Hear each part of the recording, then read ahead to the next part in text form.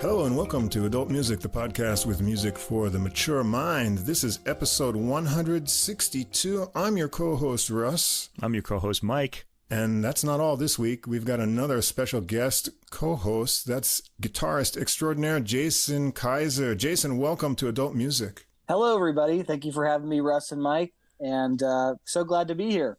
Oh, we're glad you're here, too. We're so excited to have you on. Yeah, this is great. About a year ago, we first encountered Jason when we discussed his previous release, Shaw's Groove. That was on OA2 Records, Origin Records division, and that was really interesting. The episode was 114 Fabulous Frets, and originally a trumpet player, I was really excited that a guitarist would pick up the music of Woody Shaw and do some really cool arrangements. 2 guitars, bari sax, trumpet, and keep the spirit of the tunes, but also do something new with Woody Shaw's really unique music. You know, in a lot of ways, he was kind of born at the wrong time and went into the 70s when jazz was sort of at a low point. Yeah, and he kept pushing ahead, though, man. He was doing some crazy stuff. He really did. And now, well, what's really interesting about you, we found out after that record, is you've got 2 paths through music, not only jazz, but also a whole acoustic and bluegrass field that you explore. And that's what we're going to talk about when we get to your recording tonight. So before we get going into the main episode, why don't you introduce yourself to our listeners and tell us about your musical path, how you got started and how you ended up doing 2 sort of, people might think unrelated styles of music, but you find a way to relate them as others have done in the past. Hi, everybody. I'm Jason, and I'm from San Jose, California, based in the Bay Area. And I started playing guitar when I was kind of in my early teens. My older sister, Chrisanne, had played, and I got inspired by her. And at the same time, my great-grandma, who was well into her 80s, was teaching herself. So I was around 2 different, like people in the family learning to play. And I got into jazz.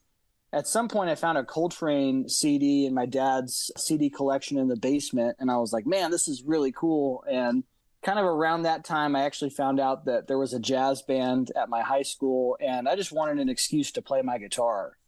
So I got into jazz through that. And interestingly enough, near the same time, I had been given a banjo. So they kind of just, both styles of music were kind of just around me, around the same time. And when I finished high school, I went to study jazz at community college, but was already playing bluegrass and getting into that. And when I finished with community college, I kind of wanted to part the jazz in a way and decided to study bluegrass at East Tennessee State University. And I got my bachelor's in bluegrass, old time and country music studies, and studied with one of my favorite guitarists, Wyatt Rice. And it all kind of comes from there, so. By the way, Bachelor's in Bluegrass, great album title. So you want to keep that in mind. That's a good one, yeah. It's different. Man, it's such a cool program. Like, anyone that's listening that hasn't checked out East Tennessee State University, please check them out. They've got such an amazing program, and Wyatt's still teaching. And I've got some colleagues that are now teaching that went to school with me, and they're wonderful. And it's funny, though, at the same time that I was studying bluegrass, I just decided to continue studying jazz.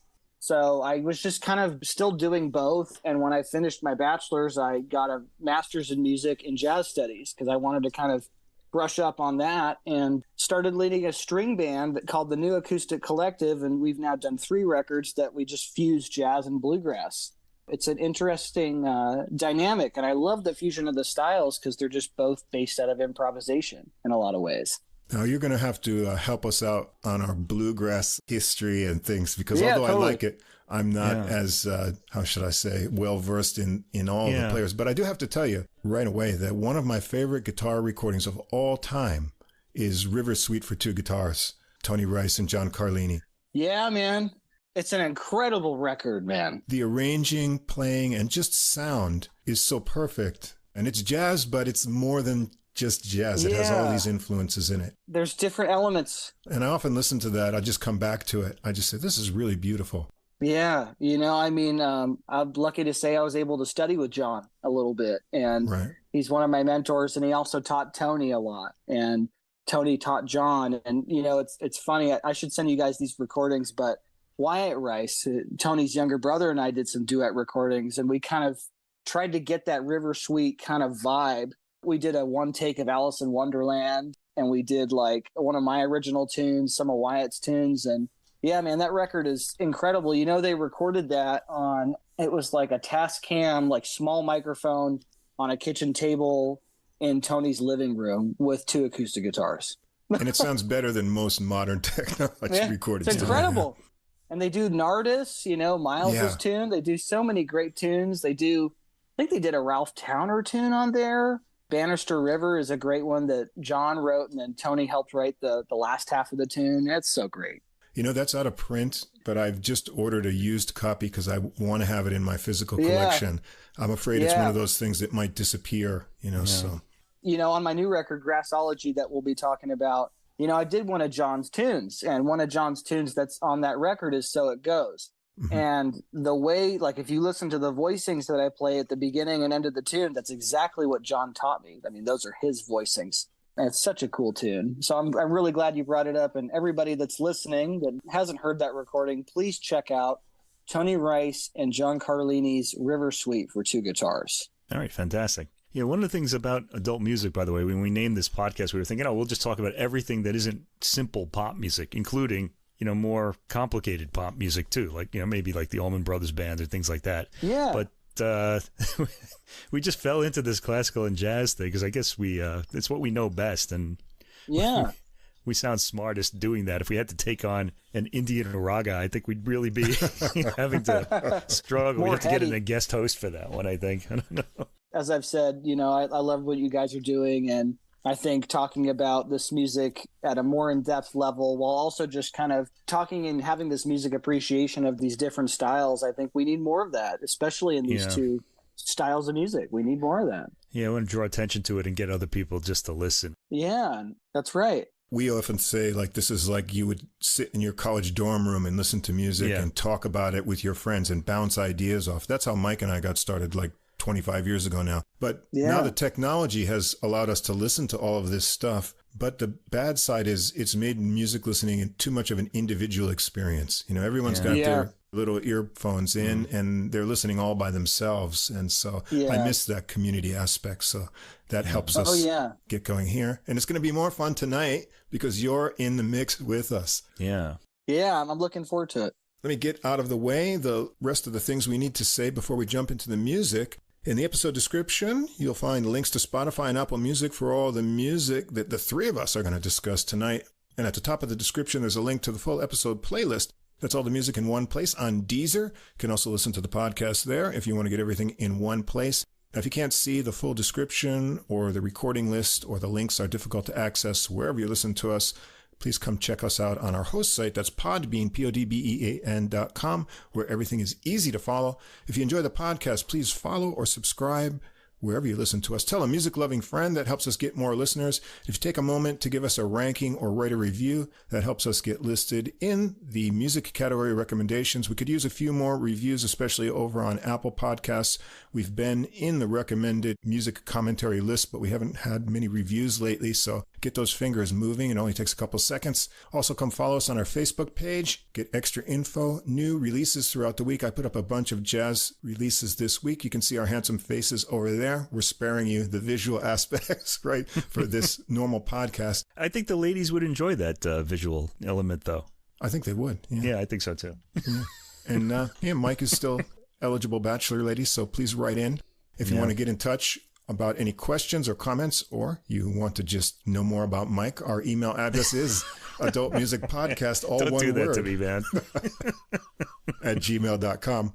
And before we get into our own thing, we want to recommend another podcast, our friends over at The Same Difference, 2 jazz fans, 1 jazz standard podcast. That's AJ and Johnny, who look at several versions of the same jazz standard in each episode. They come out twice a month. They play little samples of each version. They discuss the history of the original, what they like and don't like.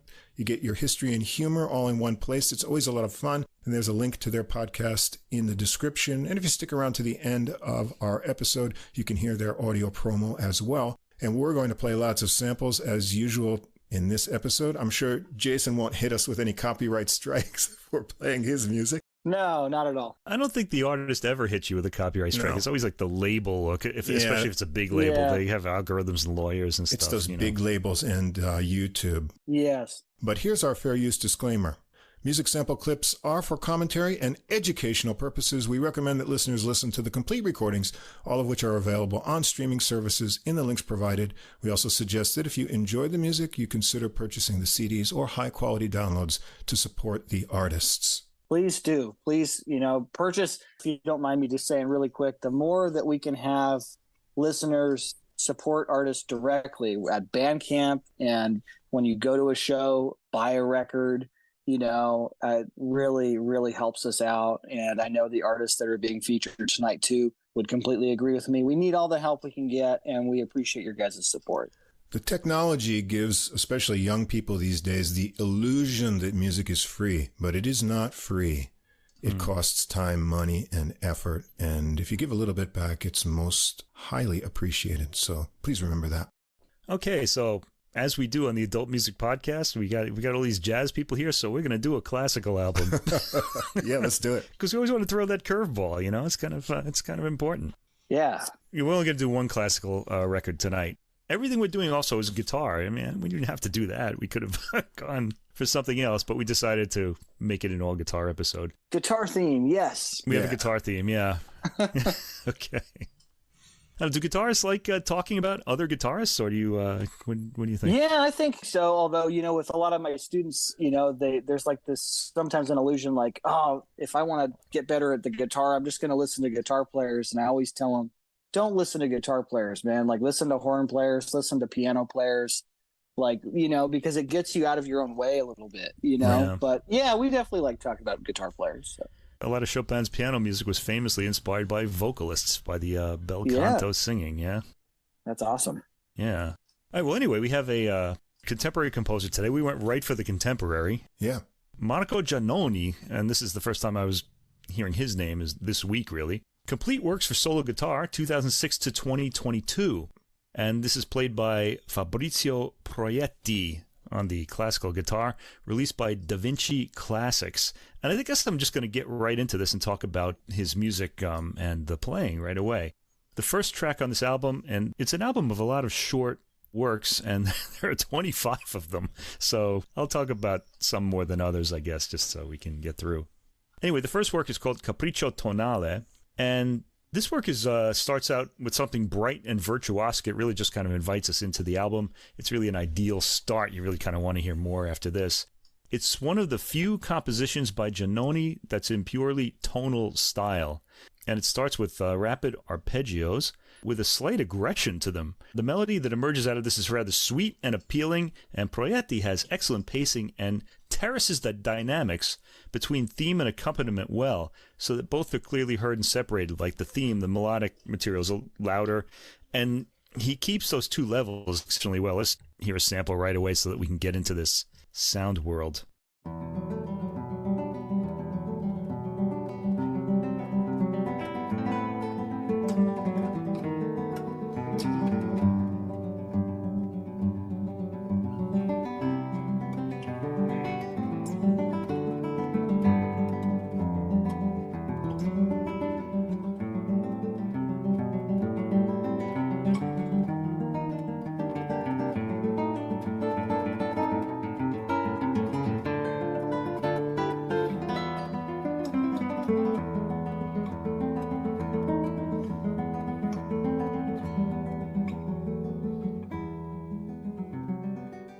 It goes on from there. We even get a bass line in there, too. Really fantastic. There's a sudden and unexpected change to a slow tempo and lyrical material in the 2-minute mark, but the faster arpeggiated pattern eventually comes back to end the work. It's kind of a nice sounding work. Sounds kind of hard to play, too. It's beautiful, man. It's lush. Like, there's a lot of, like arpeggiation, and it's beautiful and beautifully captured. Like, the tone. Yeah. Really surprised me. It was great. Yeah, he's got a beautiful tone, too. It's well recorded as well, so the engineers on Da Vinci there. That was really on Da Vinci Classics. That's some good stuff. Okay, tracks 2 through 13 are the 12 studi, or you normally call these etudes or studies, from 2014. And Giannoni wrote these to introduce students to the language of modern and contemporary music. Other composers have also tried to address the last decade, according to the writer of the booklet note, who doesn't name himself, so I can't give him credit. So whoever wrote that at Da Vinci Classics, good work. The 12 studies are currently used by Giannoni in various conservatories and music schools in Italy, France, Germany, and the works are also performed in concert. And you'll hear why. They're appealing. Yeah. Giannoni has a real ear for melody, and it works well. The first track is track 2. The first study moves in quarter tones. I should say quarter notes in the accompaniment. There's an attractive theme up top, again. Giannoni showing he has a feeling for melody in his compositions, even in studies like this. There's sudden pauses at the end of phrases, and the piece is relatively calm and quiet. Maybe quarter notes? I don't know what the study is in this particular one. Anyway, track 3, second one, starts with knocking on the wood of the guitar. This sounds like staccato block chords are being put into the technical spotlight. Proietti plucks the chords while playing the melody, and there's some contrasting material in there as well. I'm going to sample this one, so let's hear this.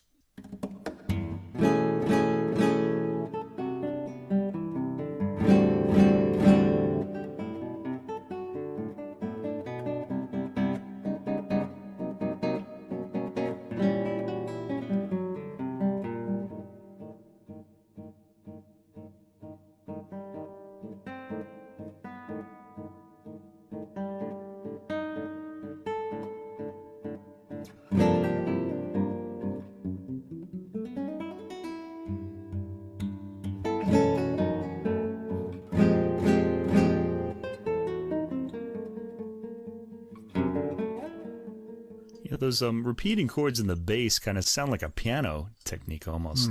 Yeah, they do. And I love the dynamics and that extra, tapping like that. It makes it so much more modern. It made me feel like I was almost listening to like Michael Hedges on classical guitar in a way, if you guys are familiar with Michael. Yeah. Yeah. Incredible. It's interesting. It sounds like he's going from like a strum and then right into the plucking. So you usually don't hear that together like that. Yeah. Yeah.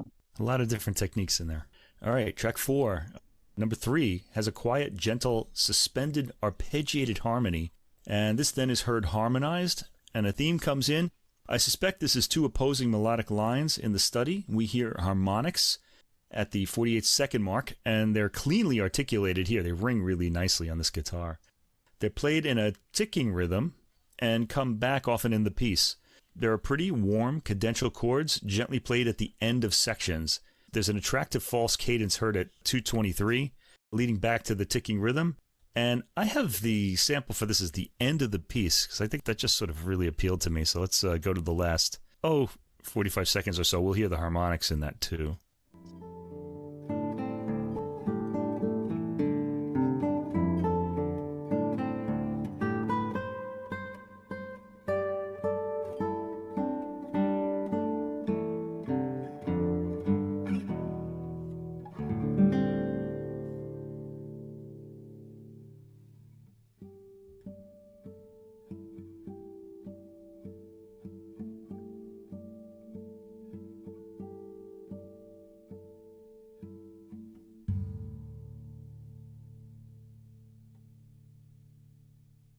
There's still a lot of time left. I'm wondering if that's it. Okay. Yeah. Okay, there we go. That's it. Really pretty ending. I loved that. If I could just jump in, it sounded like he was in a drop tuning, which I loved. And I used that on my new record a little bit, man. The drop tuning sounded like maybe just drop D. It sounds like there's a bass or something below. It just gives you a little bit more like emphasis on the low end. It's beautiful. This is why I want a guest host on every episode to help me hear those things. I wouldn't have noticed that on my own. Yeah, it sounded like a drop tuning, most likely drop D, or it could be a D modal tuning, D-A-D, G-A-D, but probably just D-A-D, G-E-E. All right. We're going up in class on this particular episode. It's fantastic. This is like the nerd side of the guitar stuff. This is fun. All right, track 5. This is the 4th study. It's brief at just under a minute and proceeds in a rising pattern that winds back on itself to start the next rising pattern. And it's played consistently in 8th notes or possibly 16ths. They sound like 8ths. Going on to track 6, number 5, there's an odd harmony in the opening line, as though the music is going to head to another key, but it doesn't. This stops for a pensive moment at the 38-second mark, with more spacious lines heard, and it ends on a gorgeously taken ringing harmonic. Track 7 is the 6th study. It's got a cautious opening with an attractive melody above the bass figure, And at about 25 seconds, a lightly repeated trilled note leads to a resolve. Then muted strings feature in the next brief section. And it ends on an inconclusive chord. Giannoni likes those inconclusive chords at the end. I know a lot of rock bands did this sort of thing too, where you just hear this, it's almost like a big question mark, and then the piece is ended. I love that. Yeah, me too. I've gotten used to it in bands like REM used to do it a lot. Yeah. In jazz, you'll hear that a little bit. And I don't know, like some of this stuff gave me a jazz vibe. Some of this is really cool. It reminded me a little bit of like maybe Ravel. Like it's more modern, obviously. There was something different going on, and I love that. Yeah, I think he's drawing from a lot of sources, and it's hard to say what they are without actually talking to him. But yeah, you pulled out Ravel, and I get that too. The whole idea of the timbre, changing timbres and stuff. The French really loved that, Debussy and Ravel. Yeah. All right, track 8. This is the 7th study. Has a brighter sound in this arpeggiated opening. The piece has a sunny feel to it overall, though some darkness does creep in. Amazingly, since it's under a minute, so a lot is squeezed into that that 1 minute space. Pretty amazing. Track 9, this is the 8th study. It's got a ticking rhythm in chords at the beginning. The piece has a cautious feel to it. And I noticed that Giannoni's works often take quick, unexpected detours into new sections. And this piece is one of those. The ticking harmony returns throughout the work, almost like a rondo sort of thing, but it ends quietly. Track 10 is the 9th study, and I'll sample this one in a moment, but it sounds like thirds in the bass.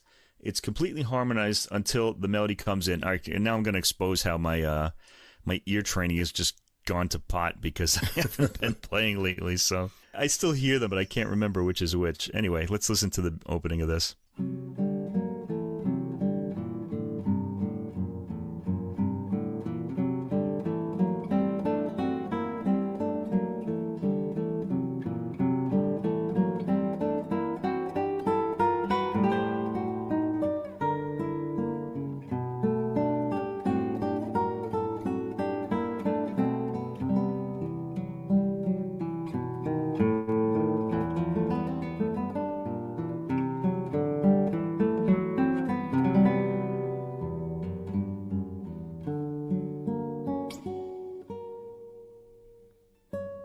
Come out there. Anyone want to tell me what that harmony is? Because I couldn't check it out.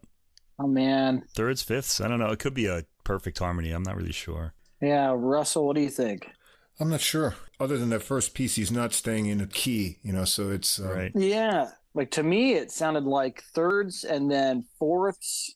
Could be changing. And then tritones, and then there's different intervals in there.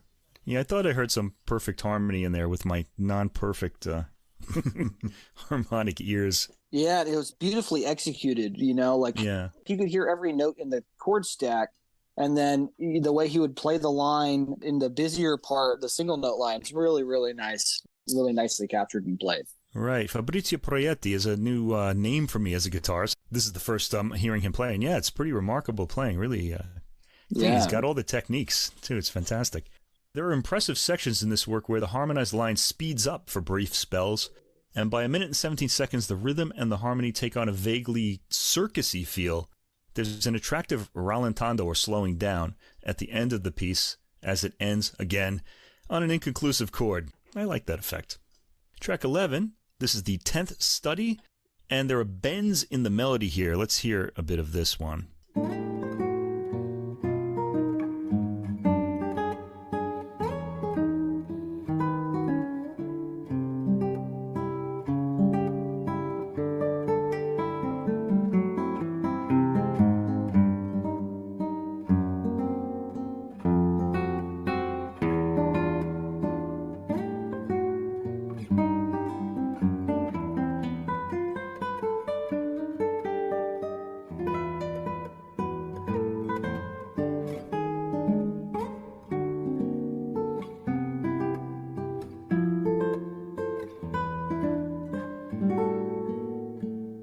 I'll have to take us out at around there.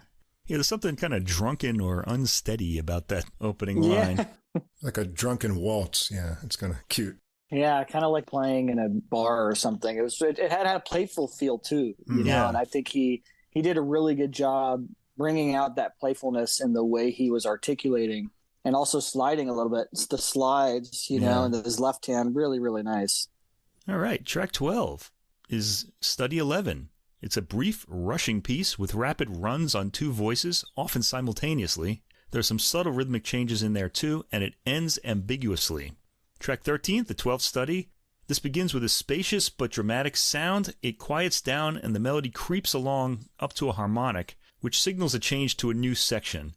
There's some scratching on the strings and hitting the body of the guitar, as well as some of the first strumming we've heard on the album. We've heard a little bit of it earlier, but here it's pretty consistent. Rapid repeated notes follow in the next section, and all of these studies sound tough to play, but they're all very appealing, as you've heard. Go back and listen to them all. They're really good. Okay, tracks 14 to 18, we're going to sort of change our approach here a bit. This is Suite on Bach, and this is from 2006. It's a divertissement, which is kind of a light piece, commissioned by the BB Quartet in 2005. It was originally written for a low brass quartet that consisted of tenor flugelhorn, B-flat euphonium, B-flat trombone, and tuba. And boy, do I want to hear that version now, because that's awesome. Those are all low brass instruments. I just love that kind of I love that sound, man. Yeah. Anyway, we'll have to search for that on a recording somewhere. I don't know that it's ever been recorded, but it was later transcribed for flute and piano, which must have sounded very different. Wow. And then guitar, and also guitar duo. Oh, great. Yeah. So you can get in on this, Jason. You can. Yeah, that's inspiring, man. Yeah, and more recently for chamber orchestra. And of course, like a lot of these types of pieces do, it takes the four notes derived from the name B-A-C-H, which I think is B-A-C, and then the H is B-flat? I don't remember. Or it's the other way around. B is B-flat and H is B. I don't know. As a starting point. Proietti, the performer here, is the dedicatee of the transcription for solo guitar. So we're hearing the dedicatee playing these works. And they're all sort of on mostly American styles, whether North or South America. The first one is Rag on Bach. This is an appealing piece, and it has a ragtime feel, hence the name, Rag on Bach. Though I feel like you need that deep bass note to get a proper sound for ragtime. Anyway, the piece is a bit jaunty in the rhythm, and it gives the piece a light feeling. There's a middle section also that leads to the conclusion. Let's hear a bit of this.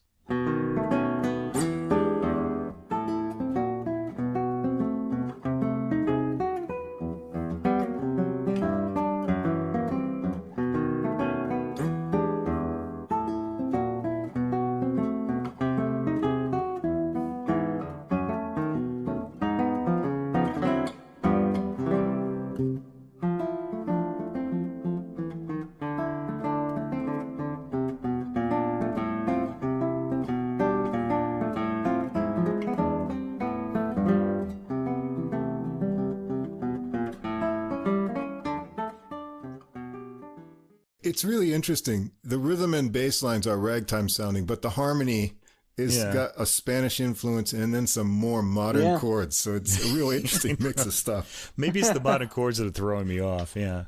Yeah, I love the time in the feel, though. I'm just bobbing my head to it. The time in the field, it just feels really good.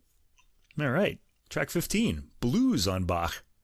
This has a very light blues feel. I think the blues is kind of signaled by the bass pattern and the harmony. It sounds more like a Broadway tune based on blues harmony, but I think that's the feeling of what the blues is that Europe inherited from the U.S. They kind of see the blues more as a form than a feel. It's very appealing and catchy, and it sounds fun to play. The middle section is signaled by two finger snaps, which I thought was pretty interesting as well. I wonder what this would sound like in brass quartet form. I was really saying, boy, this would really be something.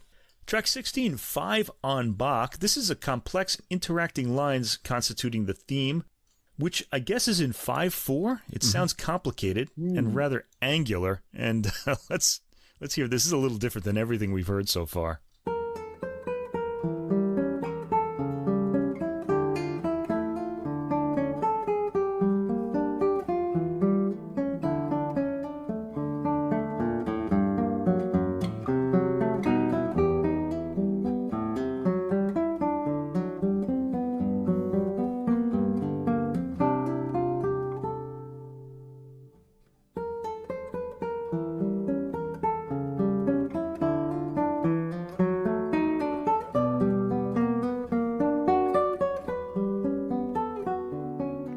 it's pretty amazing always how that BACH, which is the first 4 notes that we hear, always it just happens to sound good, or people are able to make it sound good in the harmony.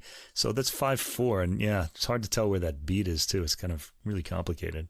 And there's really no tonal center, It right. just I love the movement in it though, and I think the way he's articulating, and you can hear every note. The dynamics really clear. Man, it's like great. Yeah, as we said before, it's a great recording. Really, so shout out to the engineer. I should look him up and see who it is and mention his name on the podcast. Yeah, man, that's like the man behind the curtain. They don't get enough cred. So that's great. Okay, so I'll do that at the end because I do have the booklet available. I just have to quickly check who he is. You don't want to see Mike's CD collection, Jason. It's scary. Yeah. Kept me unmarried. Hey, man, I got like vinyl and CD here, and like if I had a tape player, I'd be collecting tape too. So. You back it up with your playing, though. I mean, I don't do that, although I tried to in my younger years. So. I try, man. I'm trying. Still learning. Track 17, Samba on Bach. So, they've taken the A away from samba here. This isn't quite as beachy and Brazilian as I would have hoped, but the samba feeling is there, as is the suggestion of sunshine in the harmony. Samba always makes me think of sunshine. I just love this. It's got a clever ending on harmonics, too, and I want to sample this, too, because I just love this whole samba rhythm.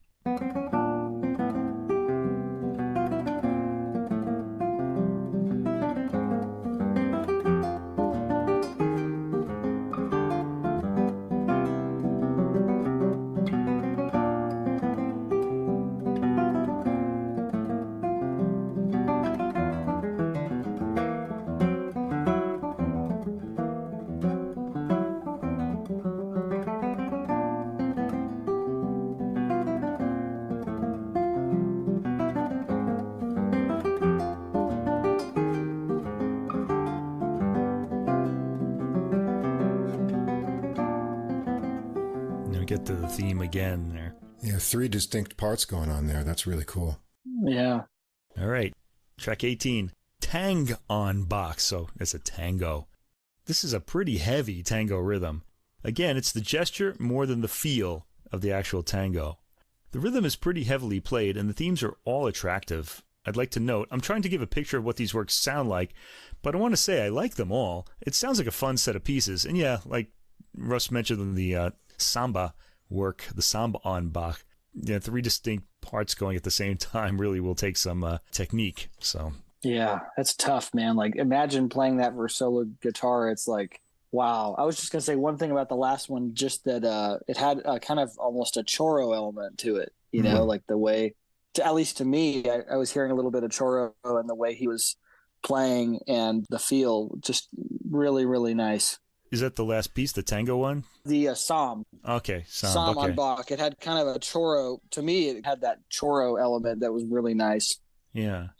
All right, on to track 19, Preludio e Danza. Now, I like this form a lot, especially from composers like Federico Monpo, who we talked about last week. This is from 2022, and the beginning is fairly meditative, the Preludio, with its phrases followed by pregnant pauses. At 44 seconds, we get a segue, rather quiet, followed by a strongly plucked line. Harmonies start leaning to the harsh side, and by around the 1 minute and 30-second mark, we're in the dance as the rhythm stays consistent. There's some attractively played themes in the higher voice of the dance, and I want to sample the beginning of the dance, so let me go ahead and fade up a bit here.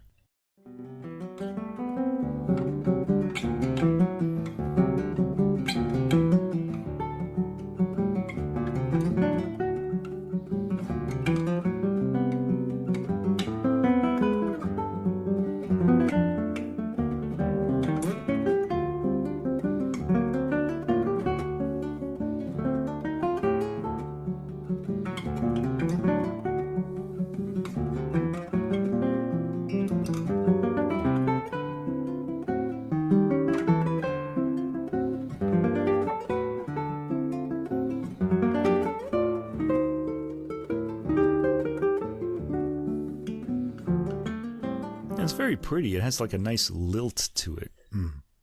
The music slows down at the 3-minute and 5-second mark for some more meditative harmony, with the dance rhythm re-emerging at 3 minutes and 23 seconds. But now something's different about it. It's perhaps slower and more deliberate.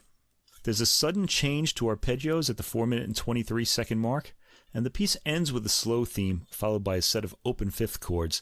A wandering line ends the piece. Tracks 20 to 23, Quattro Pezzi Coreutici, from 2022. Now, it means in English 4 choreutic pieces, and the notes unhelpfully say that they were conceived as distinct choreutic episodes. What does choreutic mean? I had no I don't know. Anyway, choreutic means, it has 2 meanings that I found. It means belonging to a chorus, so we have choreutic, and when they say a chorus, they mean a Greek chorus, like from ancient Greece. So it's derived from Greek chorutikos, choral dancer, and that dance element's going to be important here. Choreutics also is the name of a system that analyzes form in movement developed by Rudolf von Laban, who lived 1879 to 1958. He was a Hungarian choreographer and dance theorist, so this is going to have something to do with dance. I'm not exactly sure what, but that's what I was able to derive from it. Anyway, the notes hint at this second meaning, the Laban meaning, the system that analyzes form and movement, by saying these works are not necessarily intended to be danced, but rather aim to be a metaphorical meeting point between the 2 artistic disciplines, leading us to wonder, which 2 artistic disciplines? It's not really defined, but I'll guess that he means music and dance, like the sound and the actual dance part. I don't know, but maybe they'll write back to us. By the way, these have also been transcribed for string quartet. Wow. Yeah, very different sounds. Cool. Bows, I don't know. The 20th track is Tempo di Marcia, and the rhythm for this is solid and deliberate, not flowing. There's a kind of ancient Greek quality to its pacing and rhythmic pattern. Chords are plucked as block chords in most of the piece, and there's gorgeously taken harmonic at the end. And I want to play the end of the work so that we can hear that harmonic ending as well.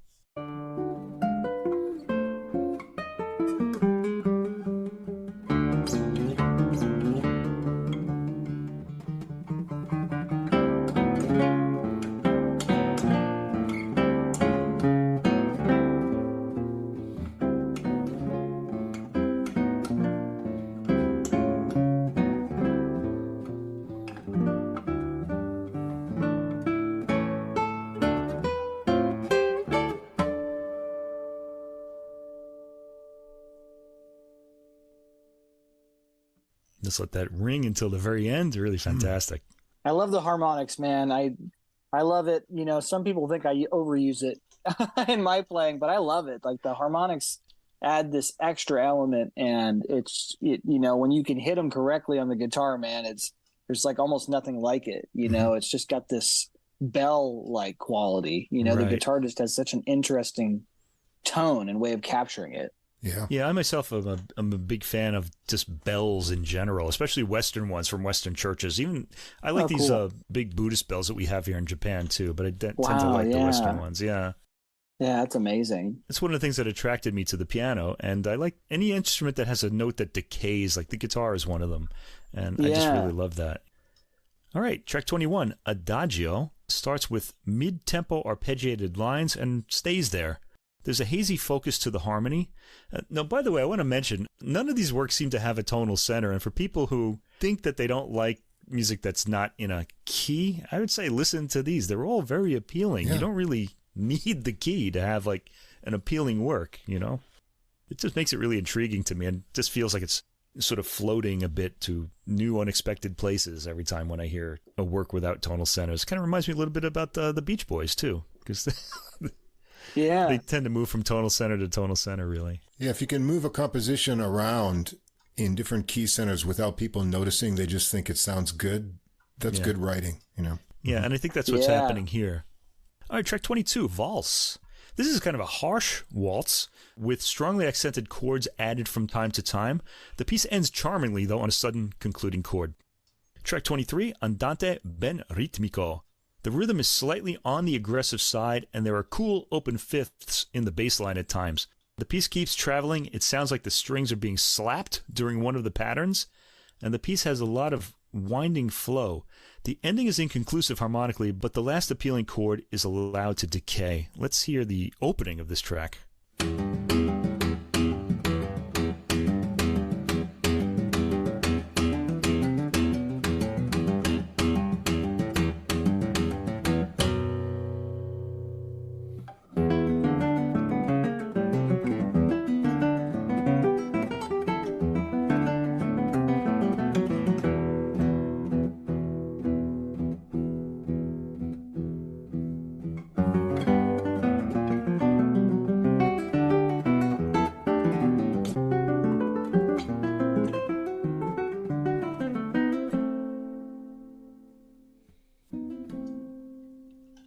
Man. You want to get back to that? It sounds to me like the beginning is all slapping with hammer-ons with no plucking, and then it goes into plucking, yeah. Yeah, it does. So is he slapping it with his fingers, with the palm of his hand? Slapping and then hammering on, yeah. Yeah, like simulating two different things at the same time. Like that had such a, the composer, he wrote that, but then this, guitarist played it, and he played it exceptionally, where it's like, when I heard it again, it took me to like a Michael Hedges, Don Ross realm. If anyone's familiar with those guitar players, obviously Andy McKee and other fingerstyle players too, where it's just, they're playing all this complicated stuff, and it's just incredible. And on a nylon string, Javi, which is not as common. Yeah. Yeah. It's hard to get a full tone if you're just coming from a decayed hammer-on, but this sounds like really full, yeah. And I'm curious, like, what mics they used. Like, what mics did they use? How did they position the mics? Like, at least for me, I think about that a lot when I'm recording, and any little change like that can really make a difference. Yeah, I'm looking at the booklet note now as you guys are talking, and there's no technical details in this. Now, it might not be the full booklet. They sent me a digital booklet for this. Okay. But even the recording data, where when the recording was made, things aren't in here. And I want to shout out the engineer. So I just want to say, Vinci Classics, put the name of your technical staff into the booklet notes. They deserve credit because they make your CDs sound good. Now, we've complained about the sound quality on Italian classical labels before, but Vinci Classics doesn't seem to have this issue. So I think you should credit these guys, because they're making you sound good. Yeah, absolutely. Great. Oh, yeah. All right. So let's go on. We have two more tracks. Track 24 is Cadenza. This is from 2016, and this is dedicated to the famous Italian guitarist Massimo Delicese. It explores the timbral and expressive possibilities of the guitar, and is a great technical challenge to the performer. We hear harmonics, rasguedos, which is a finger strumming technique used in flamenco. Yes, love it. Yeah, it's just going to come in and out of this work. Muted sounds, glissandi, slaps, percussion effects, and more. This work was finally included in Giannoni's later concerto Kristallkonzert for guitar and chamber orchestra, which I'm now going to have to hear. I hope they record that as well. Anyway, let's just hear the opening of this before I talk about it.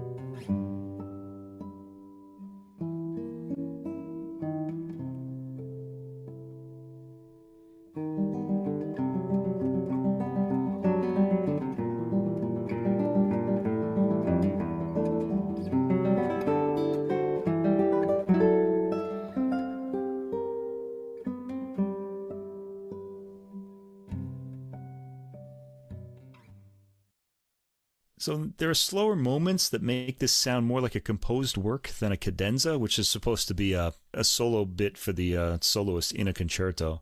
The rasgueados, which we didn't hear, are heavily accented and clearly heard.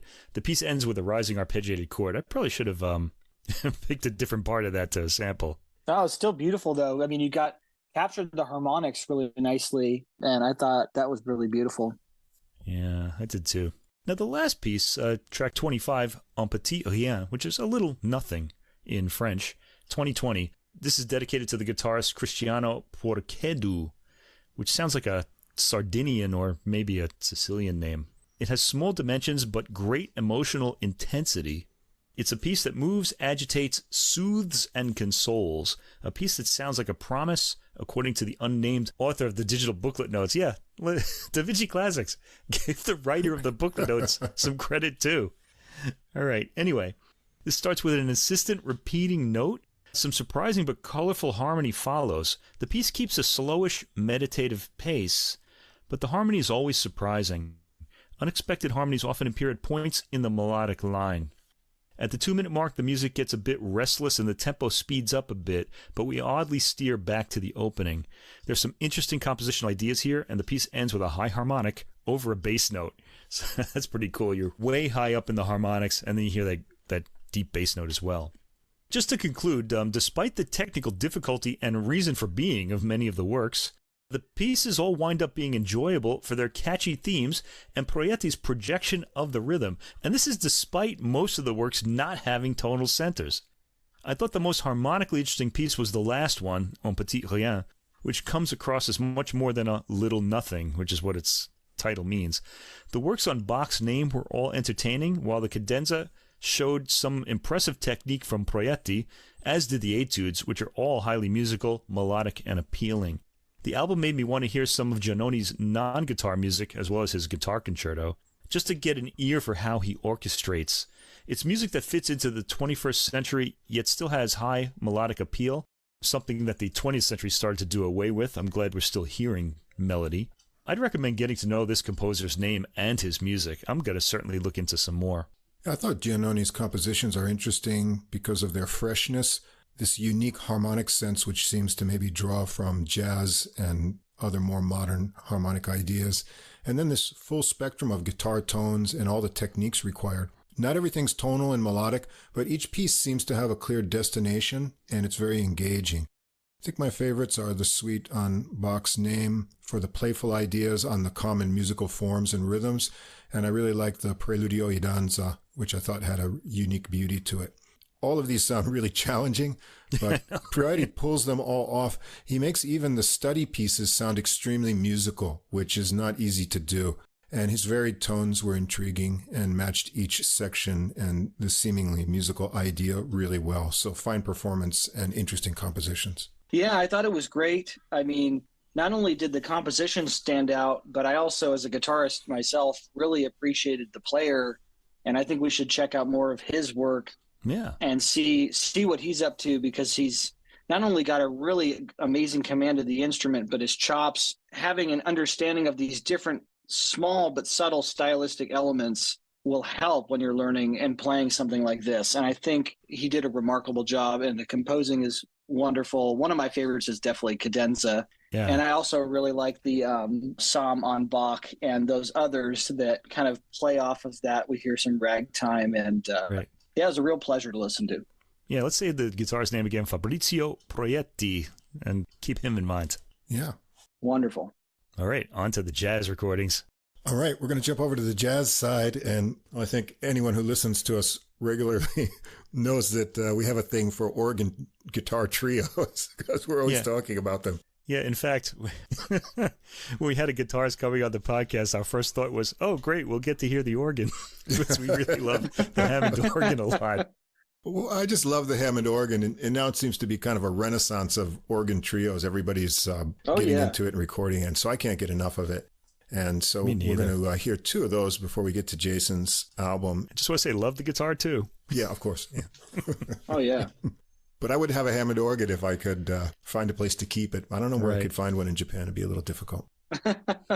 Anyway, we're going to revisit some Greek jazz music, too. So we met a Greek jazz guitarist who plays in Germany, Jakovos Smarnakis, and he had a great organ trio record. And then we interviewed him, and we found out a lot of interesting stuff, specifically that jazz kind of missed a generation in Greece because of the political situation there. And wow. Jakovos is a young guy, but his parents would say to him, why do you want to play this old American music, jazz, in other words? Yeah. And so, a lot of performers stayed away from Greece and it kind of skipped a generation. But now there's a lot of really great young Greek jazz musicians who are sort of the disciples of a great pianist and organist, George Kontraforos. And he happens to be the mentor of two of the musicians on this recording. So we've got here a recording called Red Room. It's on the Irida label, came out April 3rd. Interestingly, on the album, it names the guitarist and the organist, but the drummer's name is left off. So I had to do some digging for that. Really? So, yeah. On guitar, we've got Konstantinos Stouraitis, and on organ, Panagiotis Smarnakis. Stouraitis was born in Rhodes, Greece, and he started his professional career with George Kontraforos' Baby Trio back in 2012, and he recorded an album, Urban Jazz, with them. He's got a Master's of Music and Jazz Studies from Queens College, the City University of New York, and he's got a bachelor's degree from the Ionian University of Corfu, and I believe that's where George Kontraforos was teaching. In New York, he studied with Peter Bernstein, Paul Bollenbeck, Bobby Broom, Antonio Hart, so some big names there.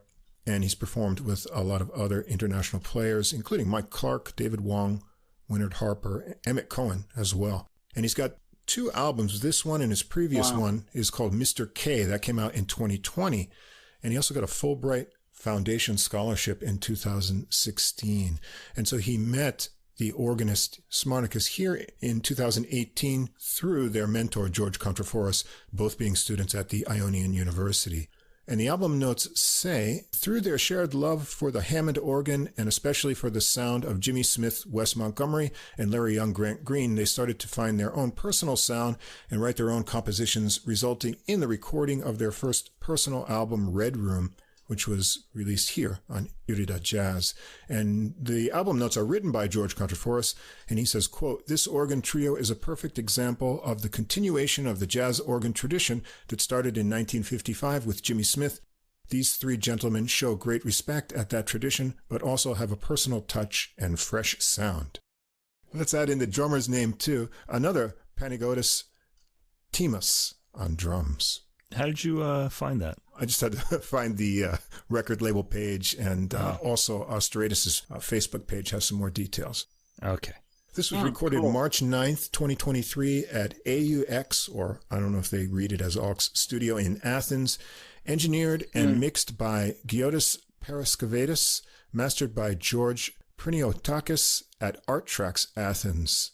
All right, the recording's going to kick off with a Stouraitis original called Broomstick, and we're off to a cool start with this minor blues tune. The 8-measure intro has a cool 2-note descending guitar figure where the rhythm changes up when you hear it again. I love the dark guitar tone, and then we get a 12-bar blues melody, 4 measures of the intro riff, another round of the melody with a break into an organ solo. So let's check out how this gets going.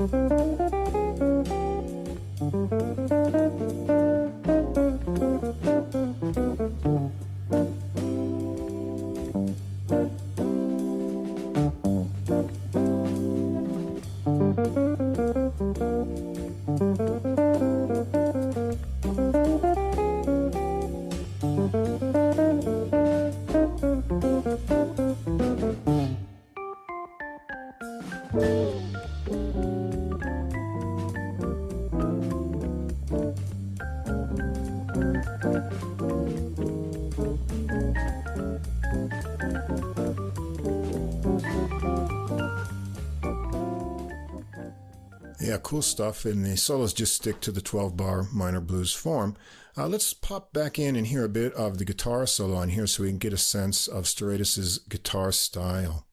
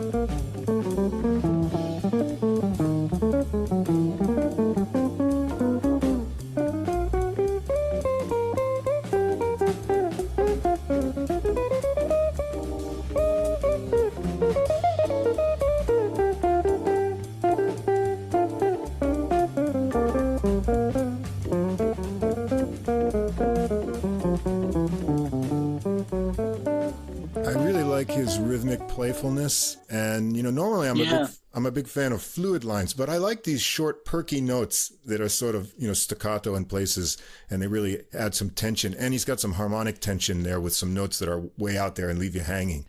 Yeah. After the guitar solo, Stouraitis and Smarnakis do some trading fours before vamping around on the intro riff, while Themas fills around the drums, rather gently, I might add, and twice around the melody. Again, there's an extended little playful ending on the tune as well. Track 2 is The Blade, and this is a Smarnakis original composition. This tune is edgy and interesting. There's a short opening figure before the melody starts, and the melody has a little rising lick that keeps getting modulated up as it goes along. And the structure is interesting too. There's a repeating 12-measure section, then 8 measures of guitar, 8 measures of organ, and then back to the original 12 measures. So I don't know how much of it we can get in within a minute, but let's hear it get started. This is my favorite. Yeah, this one stood out to me personally because I kind of have a more modal approach to a lot of this stuff. And I thought about, this tune, and it reminded me of some of the sounds from Larry Young's Unity record, which really impacted me. And man, there's some cool playing on this, and the melodies kind of intentionally outside. I really like it. So yes, let's do it. When that riff moves, you're not ready for it, and I liked that. Yeah, let's check it out. Yeah, I love it.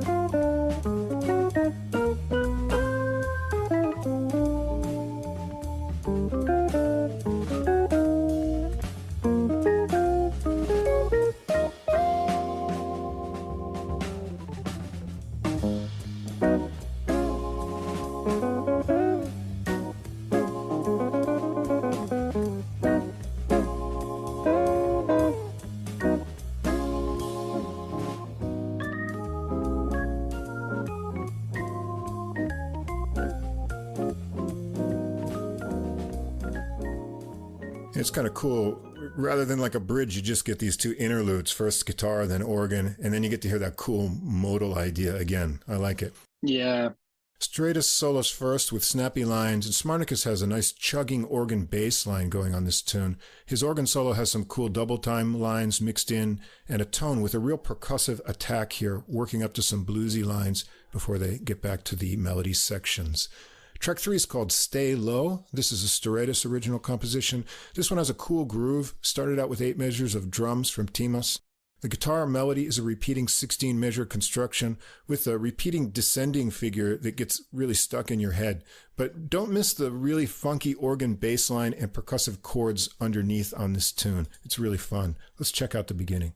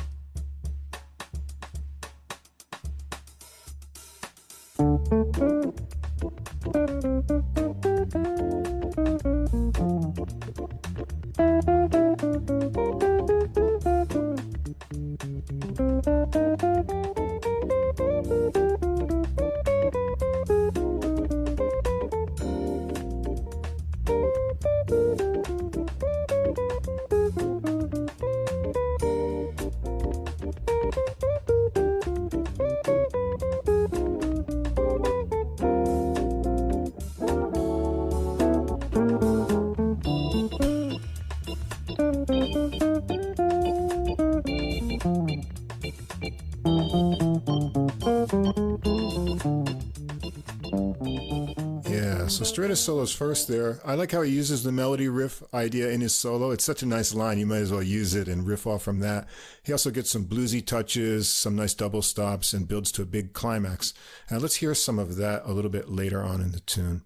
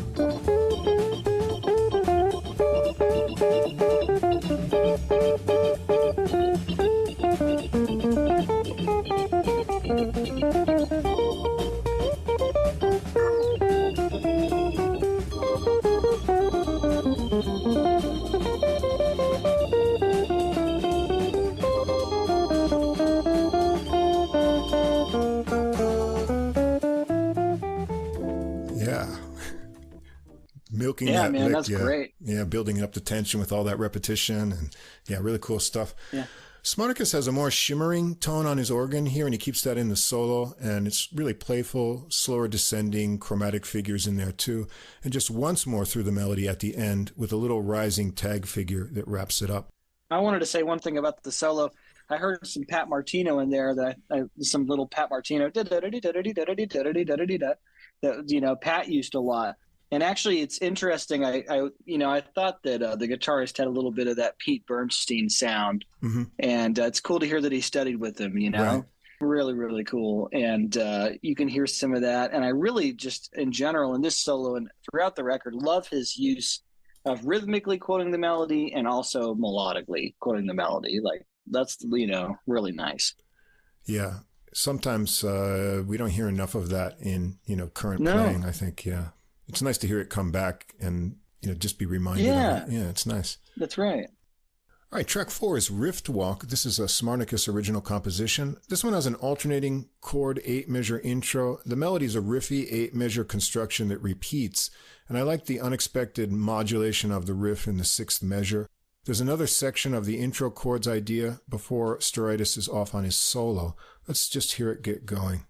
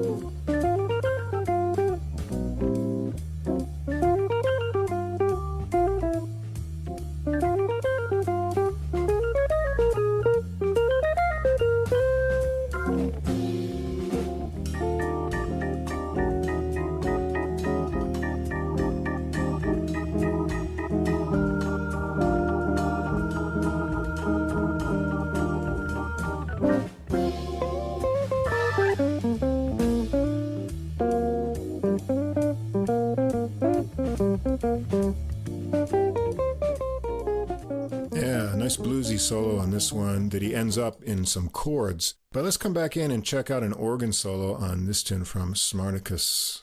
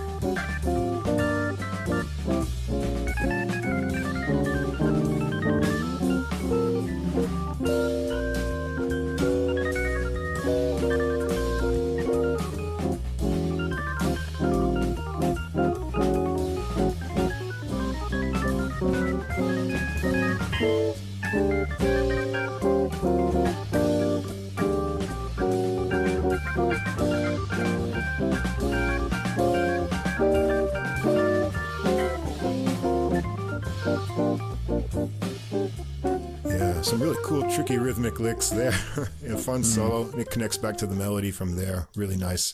Track 5 is Mr. K, and this is Stouraitis' composition. I'm assuming the K is for Mr. George Contraforis, their mentor.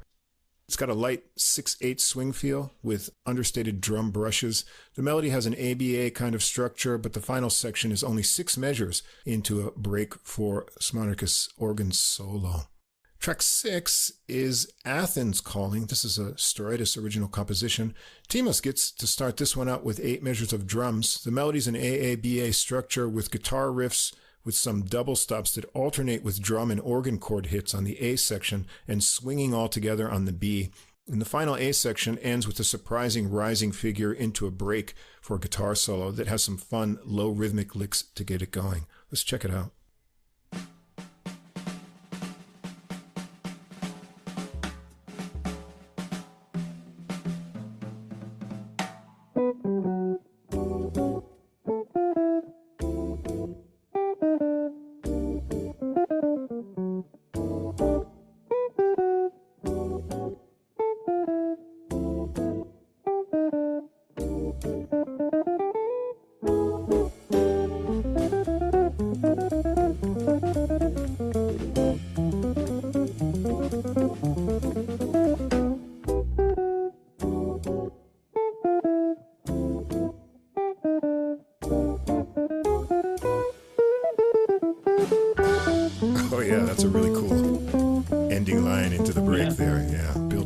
attention nicely. Well, he's got some really speedy licks and a lot of repeated notes in this one, too. Chord fun as well. I like a guitarist who's not afraid to play a chord solo, too. This one has a nice bouncy organ solo, too, and they have some descending lines into drum breaks for Themas before getting back to the melody. And this one makes me want to go back to Athens myself. Been a couple times. I'd like to go again. Had a good time there myself. Track 7 is Blues for Josh. I don't know who Josh is, but this tune is by Stouraitis. There's an 8-measure syncopated intro and break into the melody. It's a 12-bar blues, and Smarnakis takes the lines over stop time from guitar and drums. On the repeat, Stouraitis joins in on some of the lines while cymbals mark out the time. Stouraitis solos first on this one, and Smarnakis gets very animated on his solo on this one. Let's check out a little bit of the organ solo on this tune.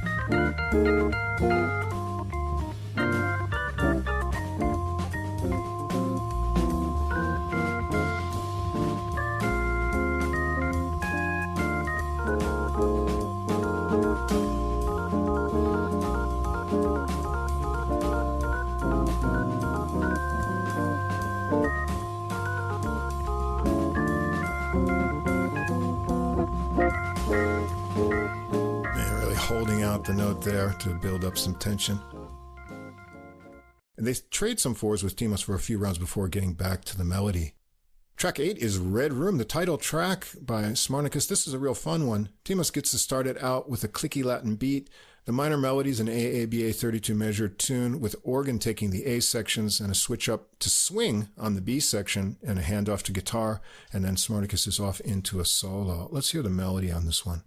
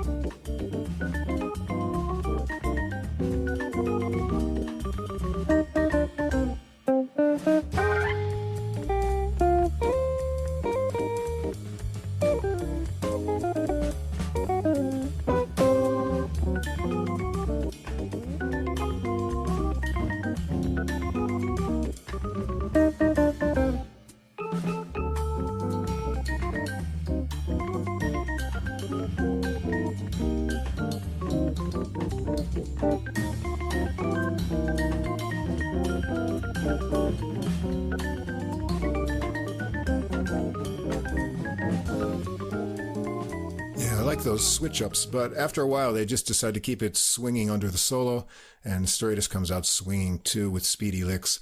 And Themas gets a more extended solo on this one with some punctuation from the others, and so let's check out one drum solo so he can have his say on this recording.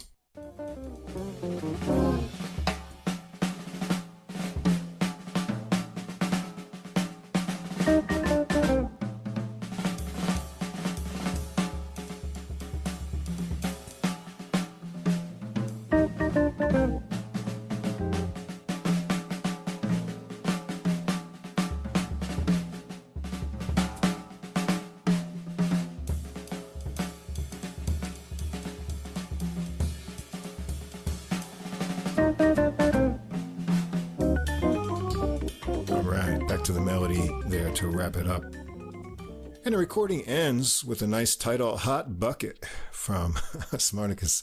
This one starts out on a held chord, and then it becomes kind of a 12-bar boogaloo with a bridge. Yeah. And a really fun one. And then it'll come back to the 12-bar pattern as well. But let's check out this tune.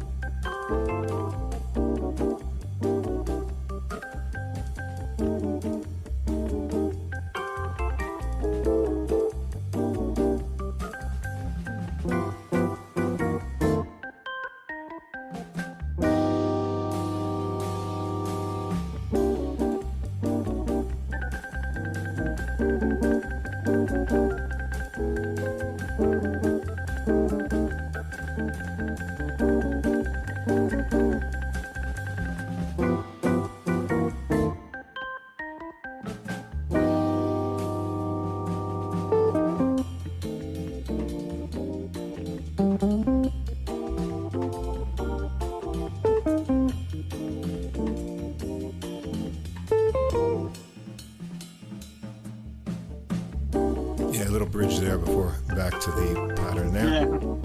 Stouraitis gets a solo here, but Smarnakis has a grooving organ solo, and he really steals the show on this one, and that'll be our last sample. Let's just check out a little bit of that before we wrap up this recording.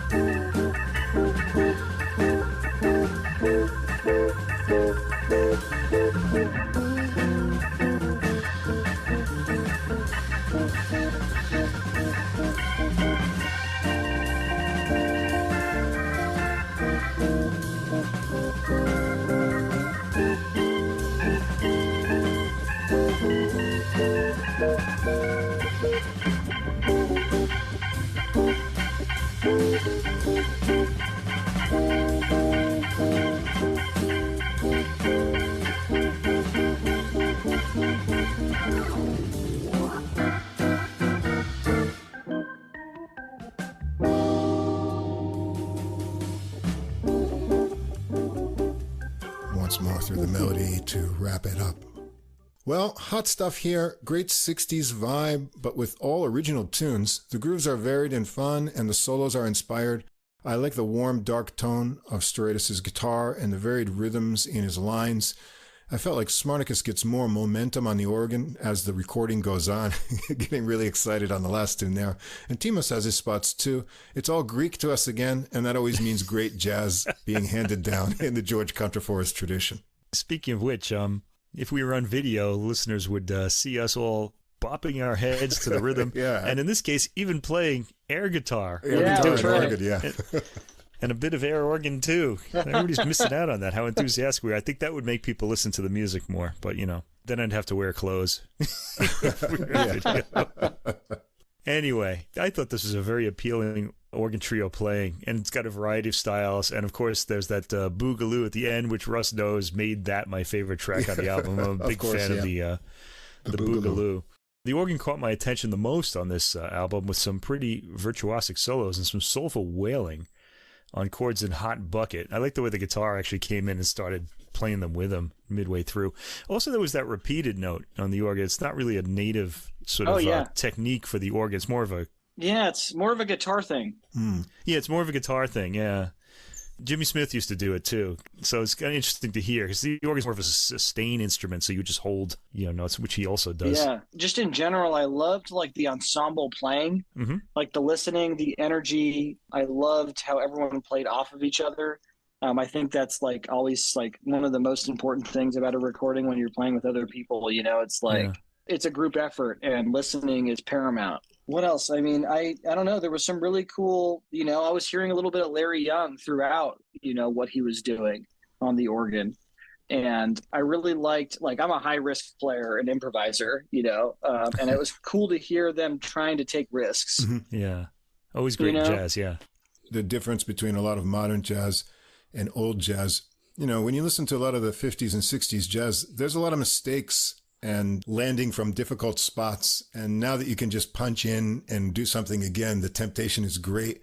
And you can get some solos that are, perfect and they're really cool. But it's always nice to hear someone paint themselves into a corner and then land on their feet with a really cool resolution or something. Yeah, I like that.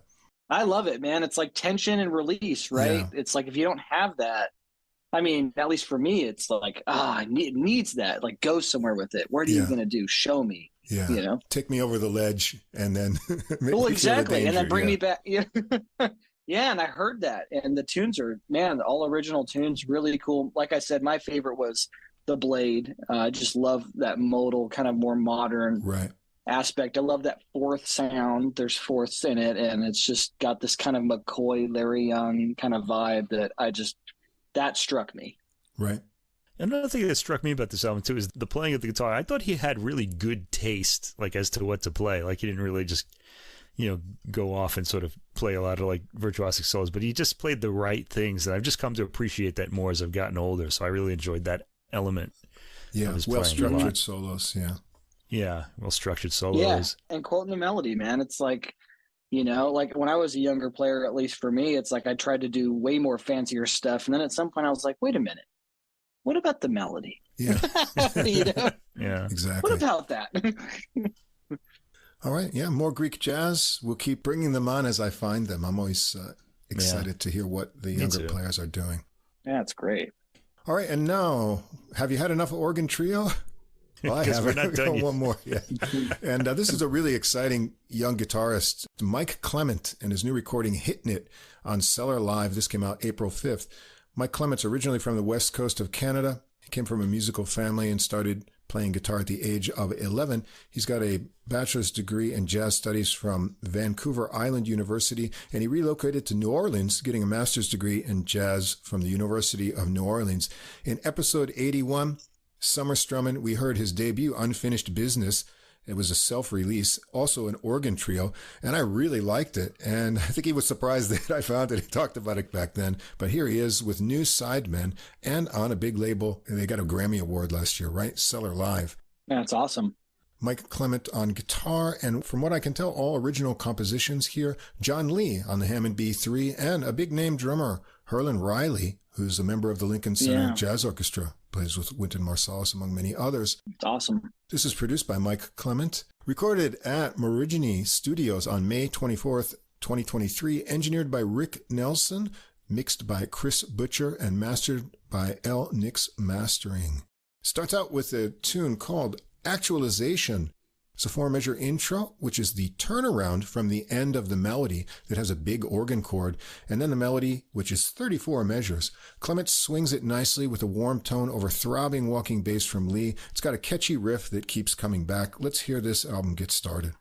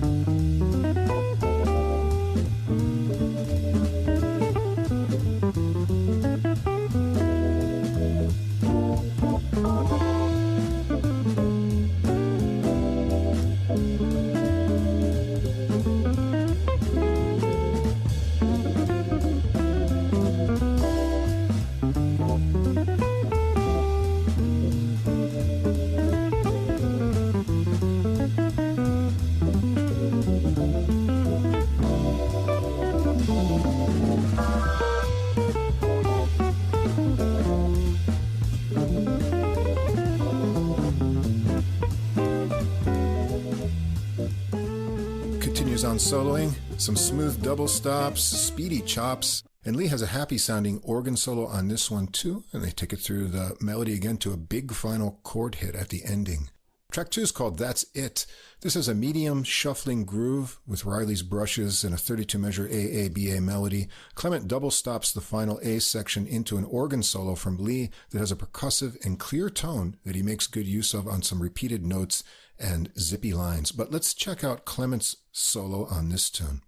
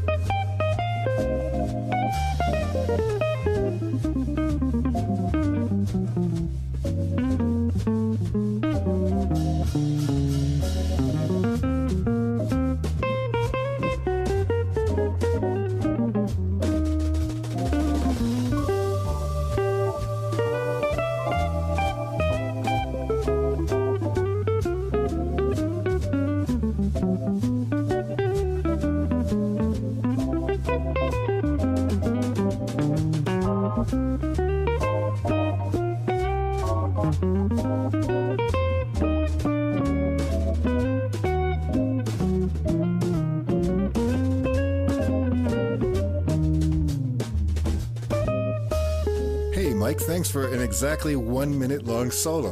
Get the whole thing in perfectly before I got back to the melody. I like how he lays back there and just plays real melodic stuff and nice relaxed phrasing. I also like the way the organ player is laying down the bass. Is it's really solid sounding. There's no space in between. He's got a really nice legato to it.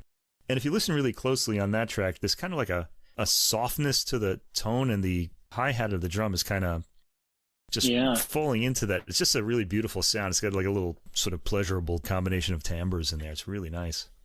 I was going to say, in general, like for me, something that really stood out, obviously, besides the playing from everybody on this recording, was the quality and the fidelity of the recording.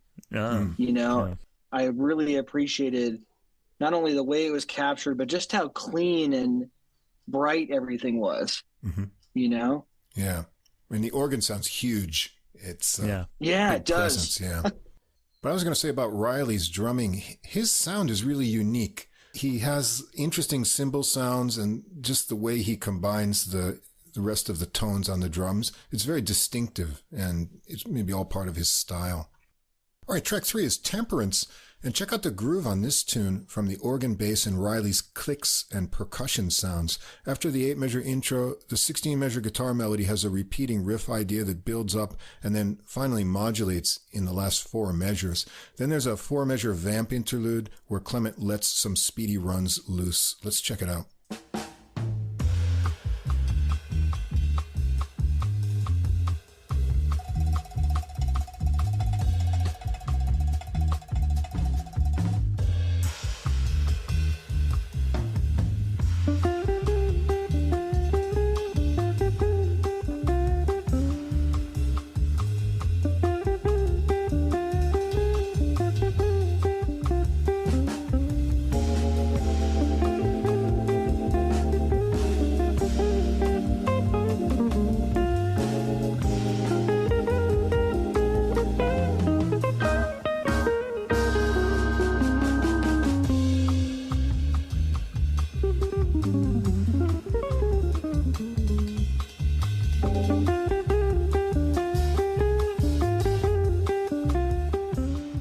Once more around, and then Clement continues on improvising with lots more speedy licks and double stops. It's interesting, they go around the melody a couple more times and then they vamp out to a fade out with more guitar, but some of that guitar at the end is really tasty. So let's check out a little bit of the ending.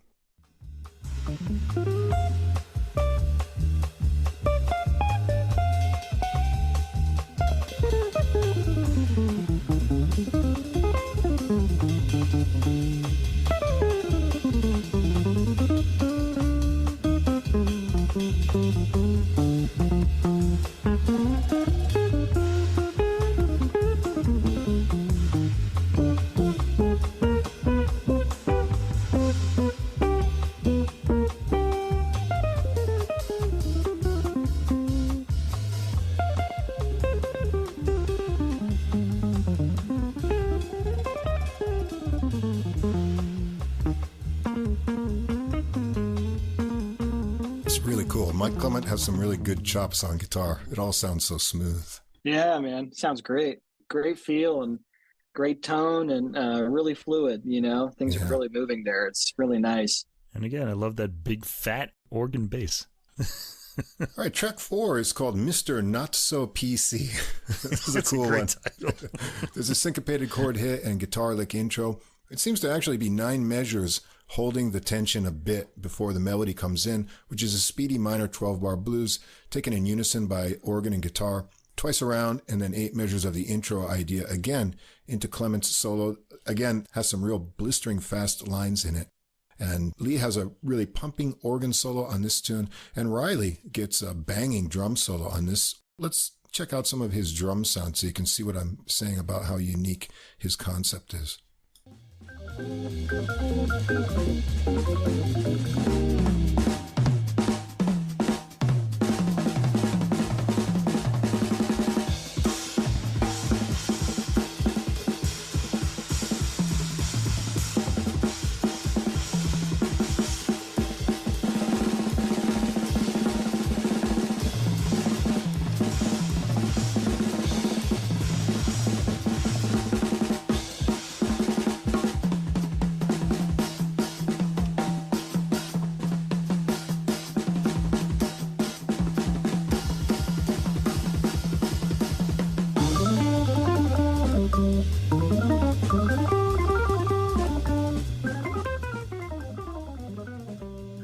like that kind of muted hi-hat and cymbals that he gets to, so it keeps things clean and you can hear all the movement that's going on in there. Very aggressive approach, too. Very different than on the Greek organ trio album that we just heard. Style altogether. Yeah.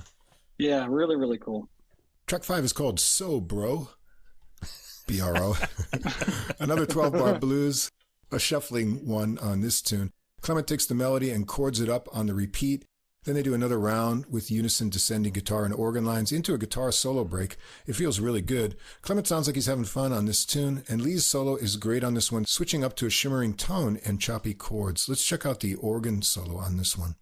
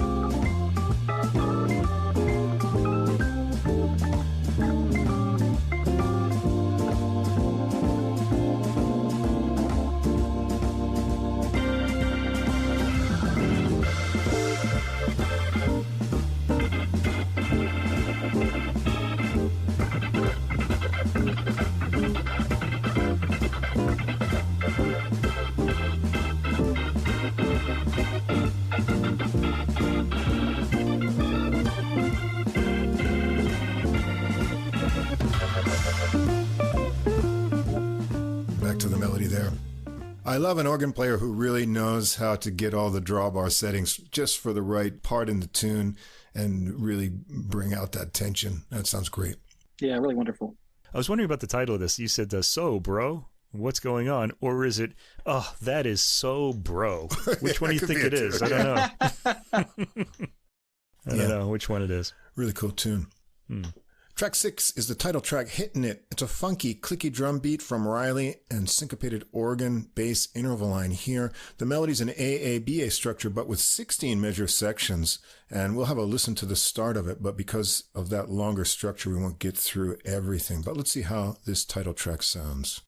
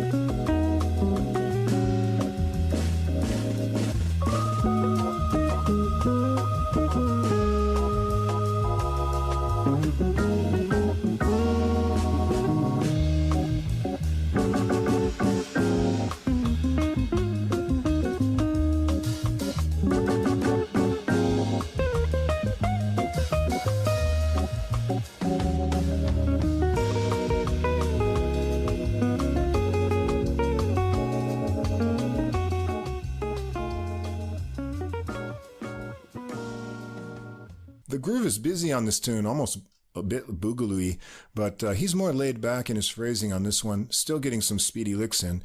Lee's organ solo has a lot of percussive chords in this one. What I really like is the ending. The final phrase repeats, and Clement's speedy licks make this ending one that we should check out.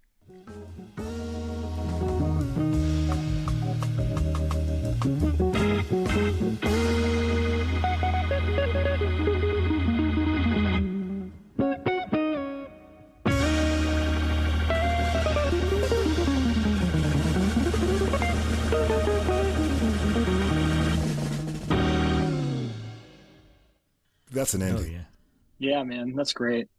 Yeah, we're going to go a bit jazzier for the next few tunes here. Track 7, I Got Something. A little joke. What Clement has is some speedy fingers on this swinging rhythm changes tune. Check out the impossibly fast melody lines here, and Lee's up for a solo first on this one. Let's hear it get going.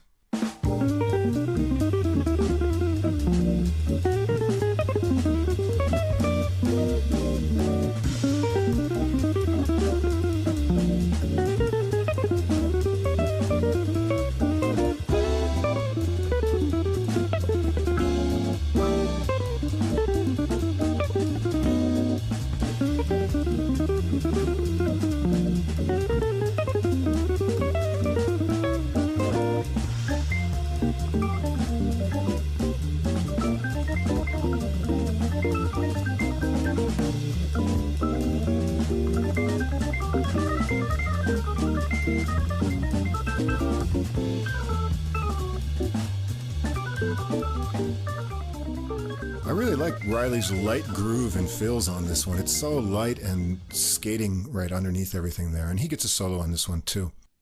Track 8 is Cruisin' High. Another contrafact here. This sounds like Clement's take on Dizzy Gillespie's Groovin' High. After a solo guitar intro, Clement gets into the agile lines, and Riley's sparse cymbal beat on 2 and 4 is really interesting under the busy lines of this tune. Let's hear that.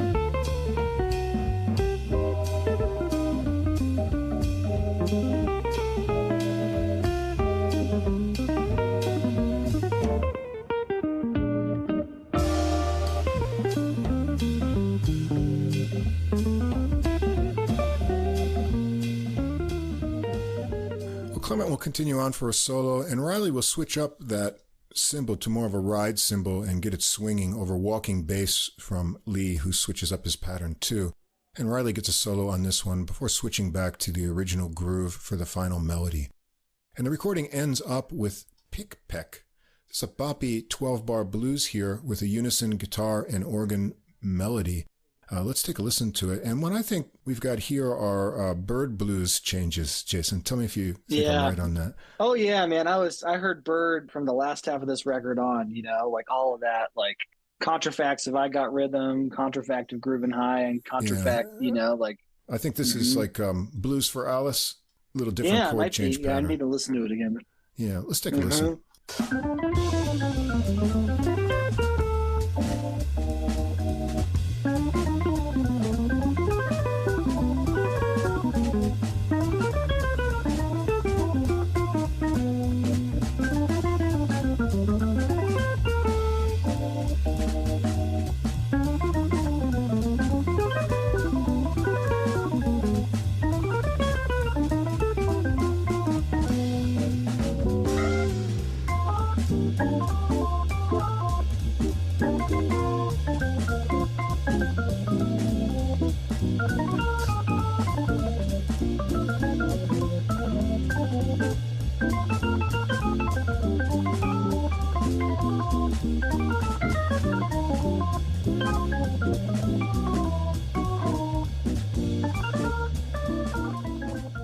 Yeah, nice stuff. It's the last tune, so let's hear one more solo from Clement on this tune before we wrap it up.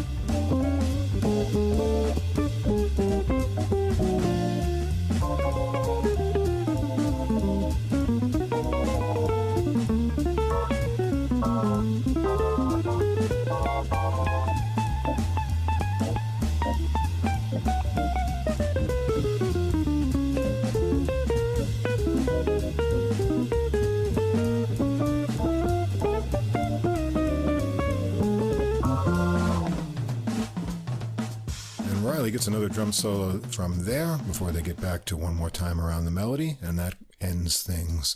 Bluesy, boppy, and funky, Clement has a nice mix of material in his original compositions, impressive chops, and lots of ideas. He mixes up his solos with double stops and chords.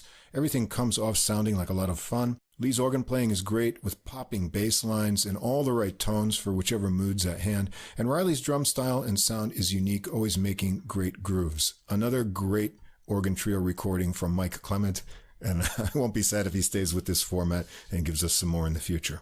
Yeah, I really love those. Like I mentioned, the big fat bass lines. I just love them so much. Okay, it's a lively, grooving, feel-good album. I just really loved every track on it. Clements is a fleet-fingered soloist, has good melodic ideas as well as great presence on the recording. He really shreds on Mr. Not So PC, so you sampled the bit of that. And as does the drummer with his really slamming solo on that. We're usually listening to the Hammond organ on these recordings, but in this one, although I love the organ, he really wailed at times too. But I feel like Clement is the star on this album. He's right up front, plays a lot, and you want to keep hearing him. The organ and drums conjure a lot of appealing rhythms, and along with Clement, keep the album's tracks moving, and the energy is positive throughout. There's a lot of energy to spare. Very appealing.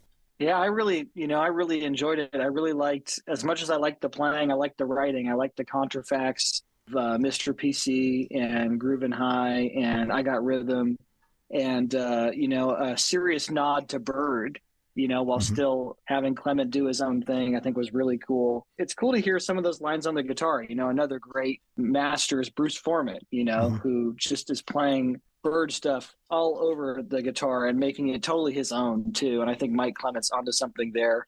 And great feel. I was going to say too, for listeners that maybe haven't listened to a lot of organ trio that like blues, I think this could be a cool record to get into, because at the front end you hear more blues. Right. At the back end we hear more bebop, So if you're trying to get into jazz but you're not sure what to listen to, this could be cool. Blues gives you something to relate to, and then you stretch your ears on some bebop. Yeah, really cool stuff. Exciting player. Yeah, I think he's got a big future ahead of him. Yeah. Oh, yeah, man. Great chops, great ideas, great sense of time, nice articulation in his right hand, too. So, well, he follows us on Facebook, and don't forget, we found you first, Mike. So now you're on a bigger label. I hope that you get a lot more recognition for this one, because you deserve it. Heck yeah, man. Yeah. All right, now the moment we've all been waiting for. Indeed. Jason's album, Grassology. And this is on, how do we say this? Adhyâropa? Adhyâropa. Adhyâropa. Adhyâropa. Which is an interesting label. How did you get associated with them, Jason? Yeah, so a few of my colleagues, the great guitarist Grant Gordy and his band, Mr. Sun, led by the great fiddler Daryl Anger, they're on Adhyâropa Records. And I've been listening to Grant and Daryl in their own bands for a long time, and got familiar with the label through them. And then one of my other colleagues that I studied with is a great jazz pianist, and he was on the label too. So I knew a few of the folks on the label and wanted to have a place to kind of enter some more of my more bluegrassy, space grass sort of new acoustic music, And so it worked out. They're small, but they're growing. They've got amazing artists that I just mentioned, and Jacob Jolliffe and other players, and you guys got to check this label out, these artists, because they're great. Yeah, I noticed the catalog looks really interesting, so I'm following them now to see what else comes out in the future. Anyway, your album came out on April 26th, and we were talking a little bit earlier before we started recording that you're using an Ovation guitar from the 70s on this recording, right? Yeah, that's right. So it's a guitar that my mentor, Wyatt Rice, the great Wyatt Rice, younger brother of Tony Rice, it's actually his guitar, and he sold it to me while I was studying with him. And man, I've recorded with this guitar on so many records now. This is probably the fourth or fifth record, and it's really cool to just hear this guitar on it, Mm-hmm. And hopefully when y'all are listening that you don't think it's an Ovation, you think it's a Dreadnought, because this Ovation, it's a 1977 Ovation Legend. It just sounds incredible. It does have a really big sound. I would have never guessed it's an Ovation. When I saw the picture on your YouTube studio, I said, I see that rounded back. And I remember them sliding off my lap when I played them in the past. You have to get ready for that. It's worth it. Yeah, for this sound, it's great.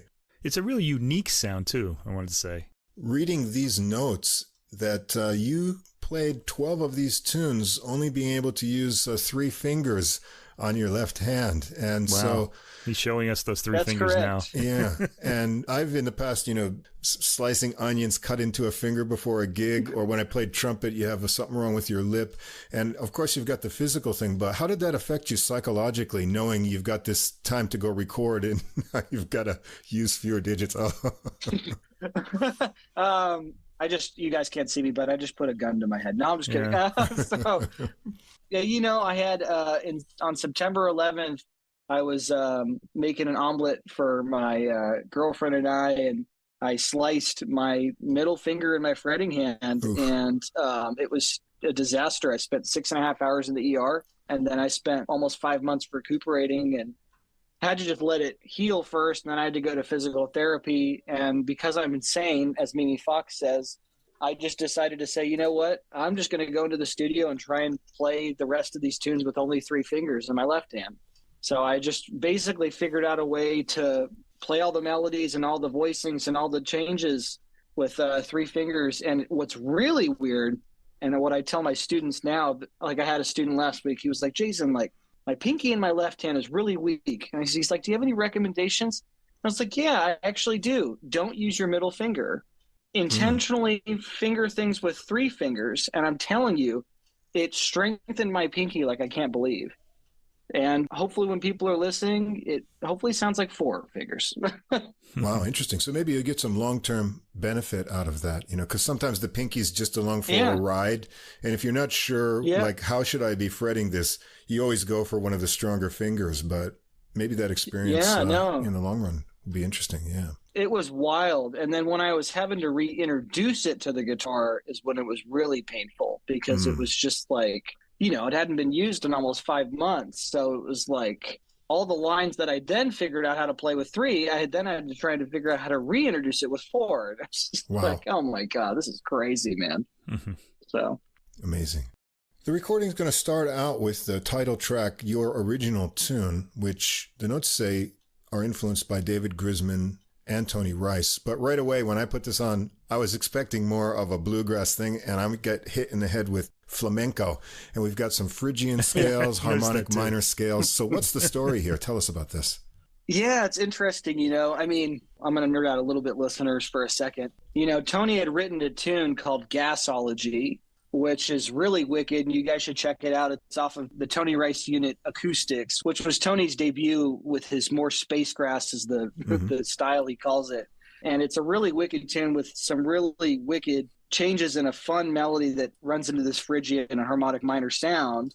And Grisman had written a tune called Dogology. These terms are all out of the kind of Django Reinhardt Hot Club of France tradition of calling these names ology, So when I was thinking of Grassology, I started to write a tune.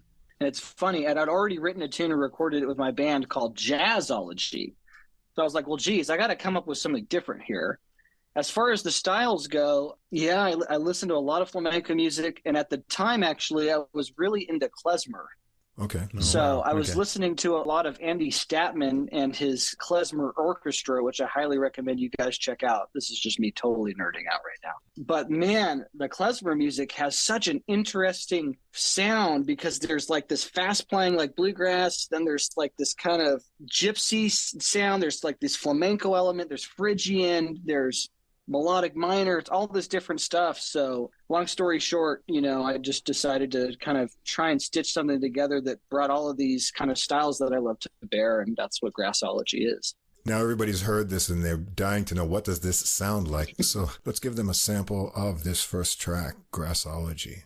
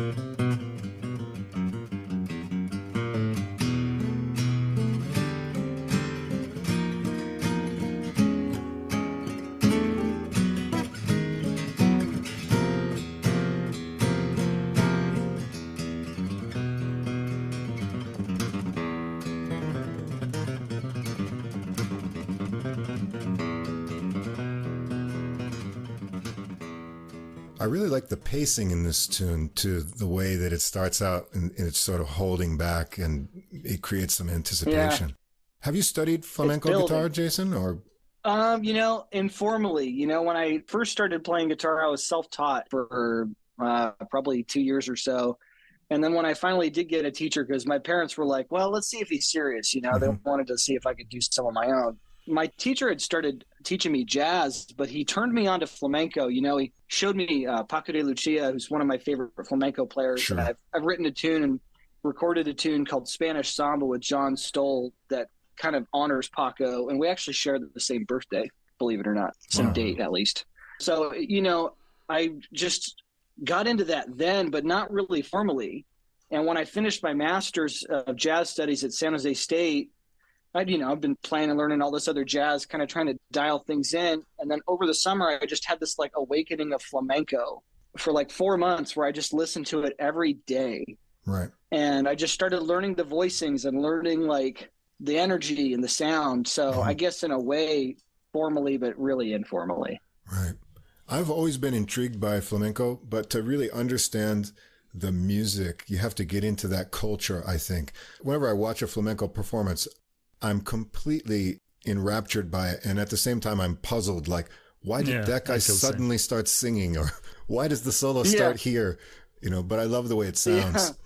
And their sense of time and their rhythmic feel and their energy is like, it feels like, they play with sangre, the blood, you know what I mean? So that's something that I think about.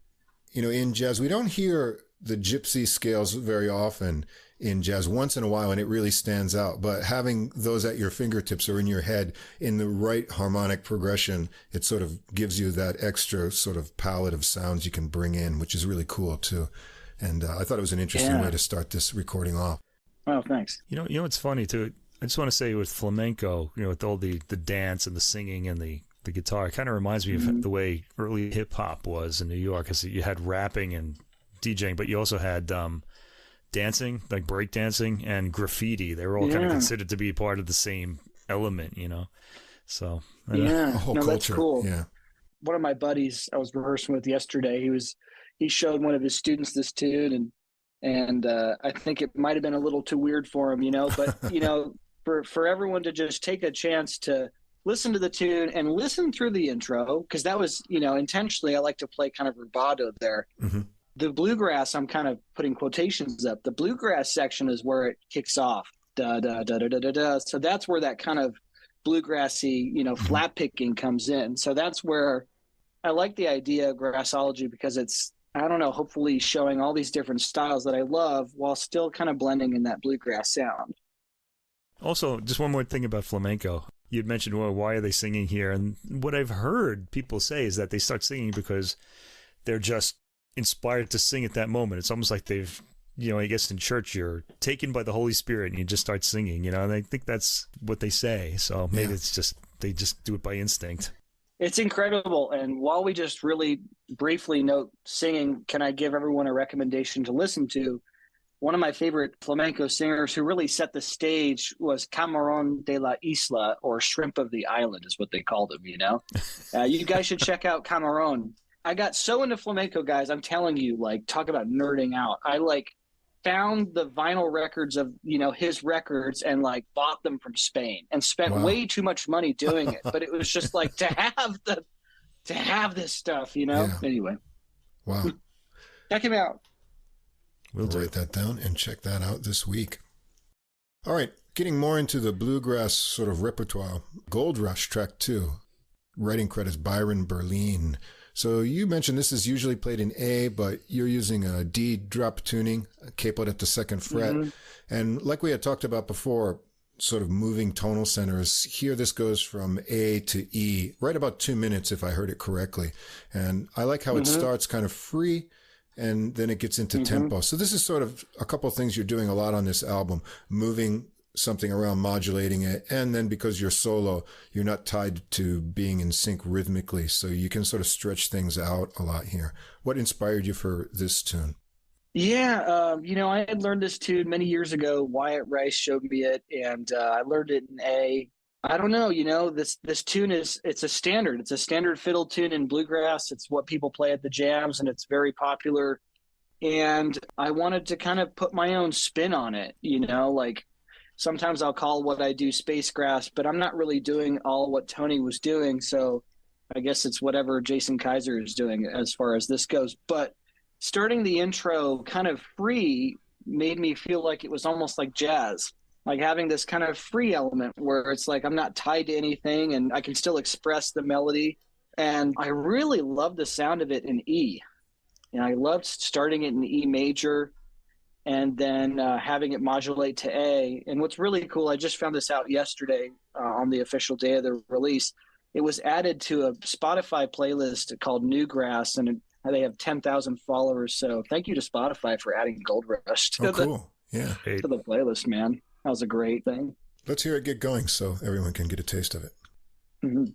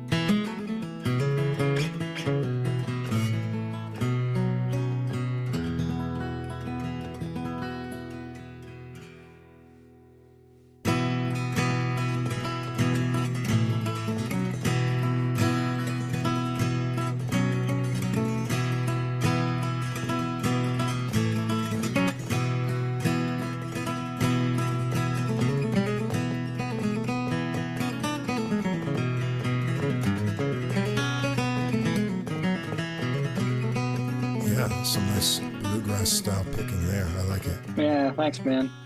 It hints at it's going to get into tempo, but it sort of has a breathing kind of nature at the beginning, and then you give that big pause before you take it into tempo. So that's kind of cool.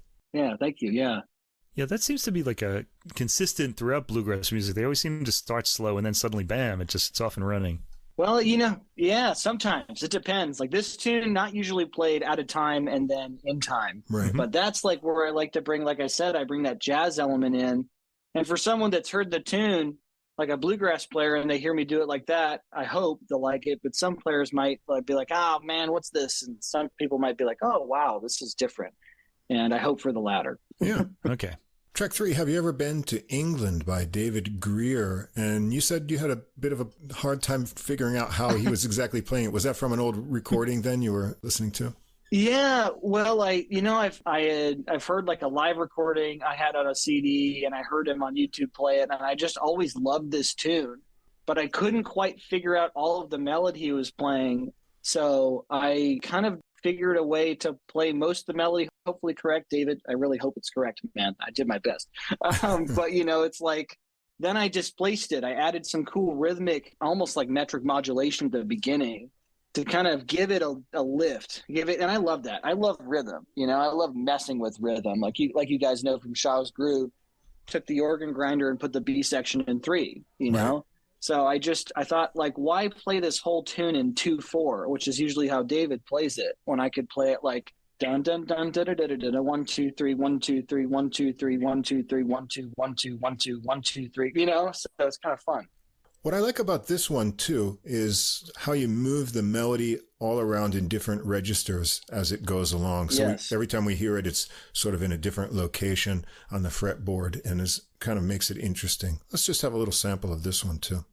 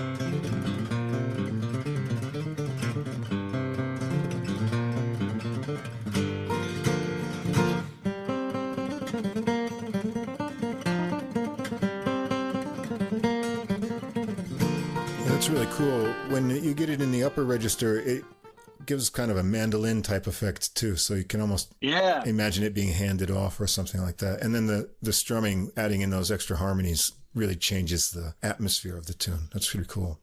Yeah, man, I really like how it came out. And, you know, if David Greer ever hears it, man, I hope I did him proud and played the tune with his melody, but also in my own way. Because that's something I think about a lot. It's like, you know, I don't want to sound like him or Tony Rice or Woody Shaw. I want to sound like me, you know? Right. So at the end of the day, it's like, I want to bring those styles out a little bit, but also bring me out, you know, hopefully. Definitely. Track 4 is a David Grisman tune, Sambino. This is really nice and flowing. I really like the rising lines in it. And another tune that you move, it goes from G to C as it goes along, right? Yeah, totally. This was a tune that I had heard. If anyone's not familiar, you guys should check out the record. It's called Tone Poems by David Grisman and Tony Rice. And they did a duet version of this tune. And when I was putting this record together, I really wanted to include this tune. But, you know, usually how it's done is they'll go into like a double time sort of bluegrass fast thing. And I thought, well, how do I change this up? And for a while, I was just playing it in G. And I was like, you know what? Let's add a little jazz element to it, like something unexpected. Let's modulate it. And yeah, it's a beautiful tune. And, you know, thank gosh for David and his music, which we call dog music. So track 5 is a John Carlini tune, So It Goes. And you learned this directly from John, is that correct? I did, yeah. At some point I was studying with John, and I was still studying with Wyatt at East Tennessee State, but wanted to get a little bit more of John's jazz background. And knowing that he had taught Tony some things, I really was just excited to learn anything from him. And at some point he showed me this tune and sent me the voicings. And, you know, the voicings that you guys hear on this is exactly what John wrote. Such a beautiful tune. It's modal. It's a really cool modal vehicle. Yeah, I want to check some of this out. It's very sparse. You just leave the melody there. But when the harmonies come in, they're also sort of sparse harmonies, but they're really nice. And I like the way the voices move in it. And it's kind of contrasting to a lot of the other more complex stuff you're doing. Let's take a listen to this. So It Goes.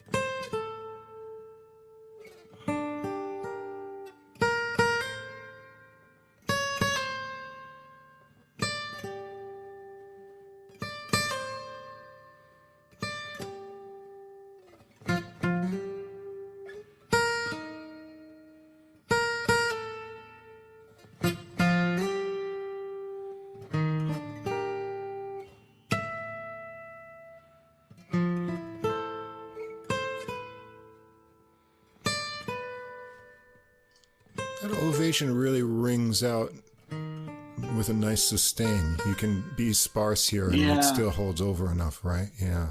And I kind of like how you have, you know, you've got a bass note and a lot of the chords are just 2 notes, but it really, the voice leading is nice and the next chord is sometimes unexpected. It doesn't need any more. The way you phrase it to it, it just hangs there and you can think about what you just heard.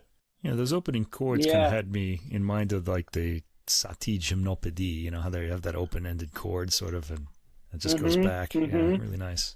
Yeah, interesting piece. You know, John loves classical music, and, you know, his dad was a classical violinist in the symphony, and his mom was a classical pianist. So, you know, I mean, he holds that stuff dear to his heart, and I think you can hear some of that. I also hear a little bit of like Debussy or Ravel in some of those chords. They're Lydian chords, but the way he's voicing them, it's incredible. And, you know, you brought up voice leading. Voice leading is paramount. And it's like, I think about it more and more as I continue playing, like, how can I voice these changes as close together as possible to create as much smooth movement, you know? And, it's hard on guitar, right? Because guitar, you can move right? You have all these positions.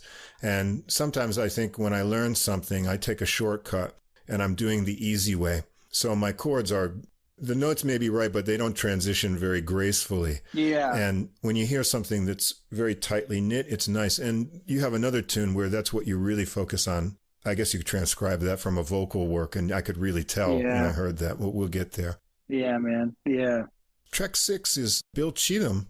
Stephen Horlick is the composer. And you learned this from Wyatt Rice as well? I did. Yeah, this is another one of those classic fiddle tunes. They're called jams, and every bluegrass player should know it. So all the bluegrass players listening, you guys should know this tune. Capo 2nd fret, G major shape, so it's up a step. And it's a really fun start here. And this is another one that goes into all the registers with the melody. Yes. I love that. I love that idea. It's like, and I tell my students this too, but I think about it a lot for myself. It's like, why learn the melody in one area? Like, look at all the room you have on the guitar. You know, it's like if you can learn the melody in all these different areas, I like to say that it gives you different tones, colors, flavors, spices. Like I sometimes relate it to cooking. It's like, how can we create depth to what we're doing, you know, and showcase different areas of the instrument. And one other thing that's kind of funny, this was a one take, man. Oh, wow. I did this in one take. It just felt good. And I was like, yep, that's it. All right, let's hear it.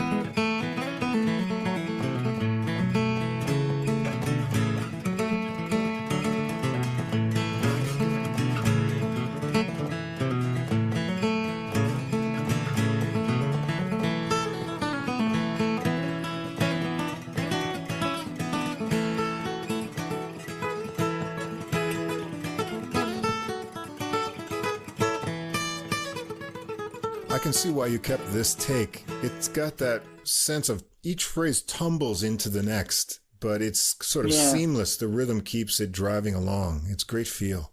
Yeah, it just felt really good. Thank you. It overlays what's coming next, and this line's not yet done, and the next layer comes out. Really good phrasing there. Thank you, man. I appreciate it. All right, track 7 is Salt Spring.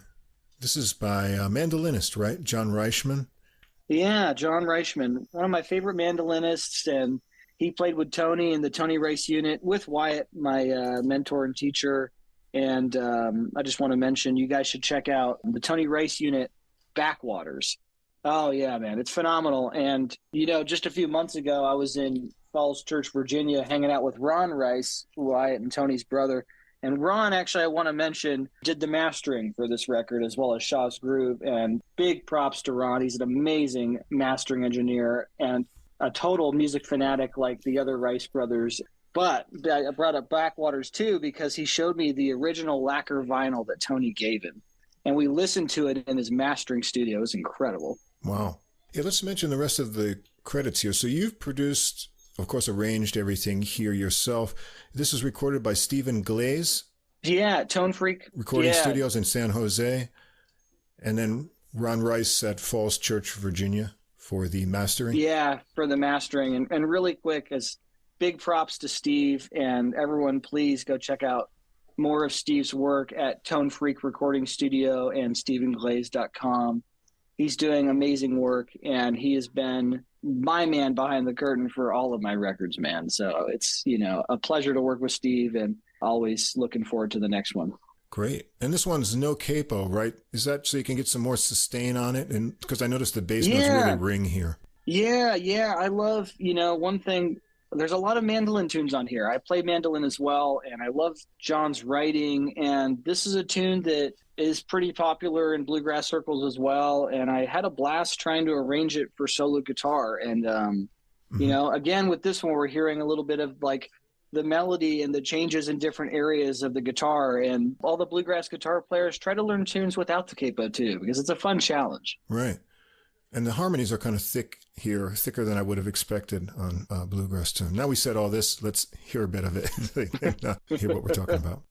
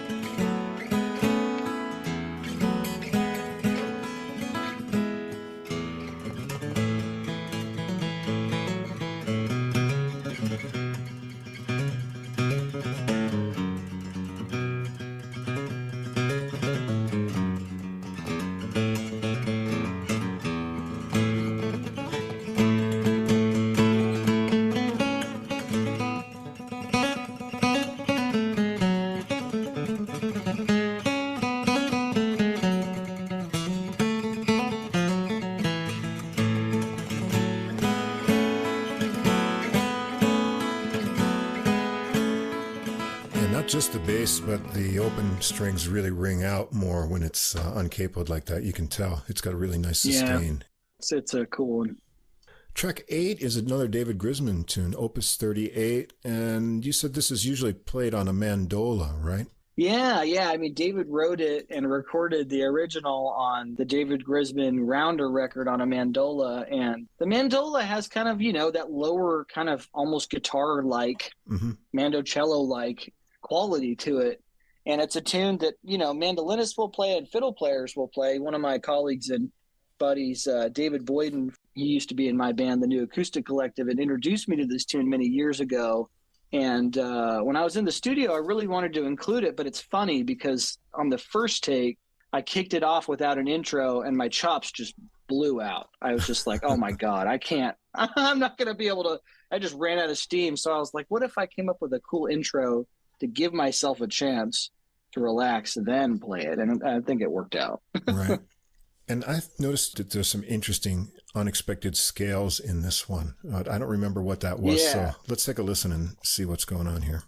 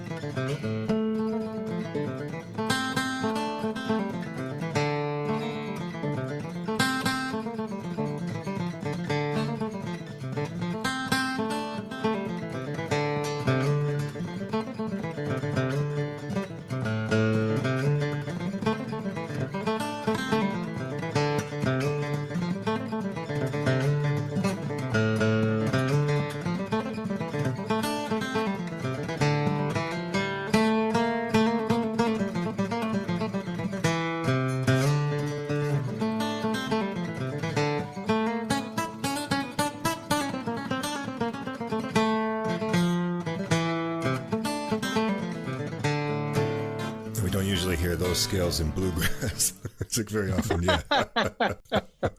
Oh yeah, that was man. Cool. It's just felt good. It felt good, but hopefully, I mean, I hope you both think this, that you can still hear a little bit of the melody. Oh sure, yeah. You set it up, you get us sort of used to that harmonic place, and the melody is set, and then you're going to take it somewhere a little bit different. So that's kind of cool. Take it out, bring it back in. It's like that thing in jazz where it's like, it's okay to be out, but how do you get back in, Yeah. How do you tie it together, So that's hopefully what I was trying to do. Yeah, that sounds really cool.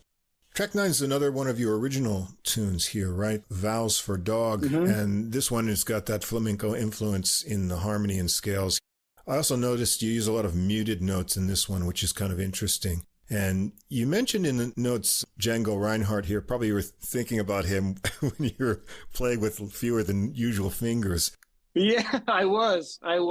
Yeah, and here too, you mentioned kind of a gypsy jazz kind of thing. Some places where it gets a little bit jazzier, it sort of approaches that kind of feel to it as well. How did you come up with the idea for this tune? Well, I wrote it for the composer of the last tune, David Dog Grisman. Right. And David has been really into, that hot club of France kind of sound. And he played with Grappelli. Grappelli recorded with him on their record Hot Dog. And Tony was on that. I think I actually wrote most of this on the mandolin. Okay. And I had been listening to a lot of Grisman's record Dog 90, which is a great record everyone should check out. And I was just trying to play in more of that kind of style.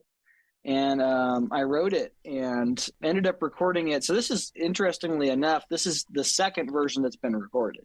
The first version was recorded by my band, the New Acoustic Collective.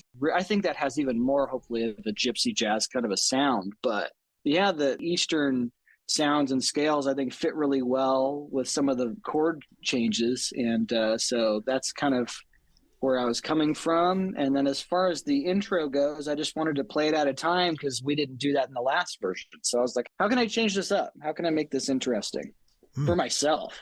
That's like my jazz side. It's like, I don't want to play something the same. How can I make this different? Cool. Let's check it out.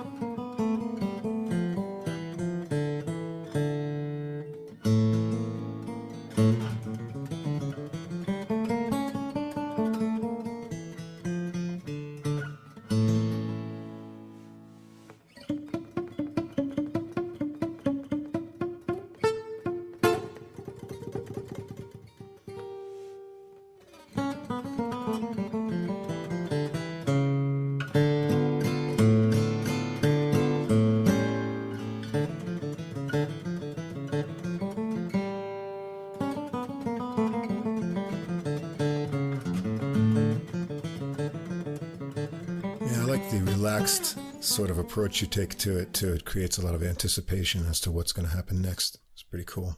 Thank you. Now this next one, Tony Rice's tune, I know this album and I know this tune pretty well. And I remember the great interplay between guitar, mandolin, and fiddle on this tune. And here you do it in a real rubato freestyle, and you take a while to get to the melody. I was waiting for that melody. And then when you get to the B section, it gets into the tempo for a little bit, but there's also a little bit of flamenco spice added into this tune as well. Yeah. Man, so this tune I learned from Wyatt, and I learned the way that it was recorded, and the last recording that they did together was on Unit of Measure, Wyatt and Tony. And on Unit of Measure, Tony kind of approached it more free in the intro, sort of, I guess, like the original, but in his own way, because he was by himself up front. So I really wanted to include the tune. It's very popular in bluegrass, and I want everyone who's listening to know that if you didn't know this, Manzanita, the recording, was cut on an Ovation, everybody. So all Tony Rice fans that thought it was a Dreadnought, it was an Ovation, and it was the exact Ovation, same make, model, and year that I'm using. Oh, wow. Yeah, and Wyatt bought this guitar that I have for that, like the year, the make, the model. Like he wanted to get as close to what Tony used on Manzanita as possible. But as far as the playing goes, I just, again, wanted to approach it differently. I wanted to challenge listeners that knew Manzanita to kind of give this approach to free jazz or like rubato playing a chance. And Tony was really into jazz, man. Like that's all he listened to. He listened to Train and Bill Evans and Oscar Peterson, and I wanted to do something that I thought Tony would maybe like. Unfortunately, he passed a few years ago, but I wanted to honor him and the Rice tradition, and also make it my own. So the Manzanita. Yeah, I like it because I know the melody, and I'm waiting for it to come, and so I got to hear all these interesting things going on before. Cool. Get to that. If you had just come in with the melody right away, it would have been okay. Yeah. But this is more interesting. So let's hear how this gets Thank you, man. rolling.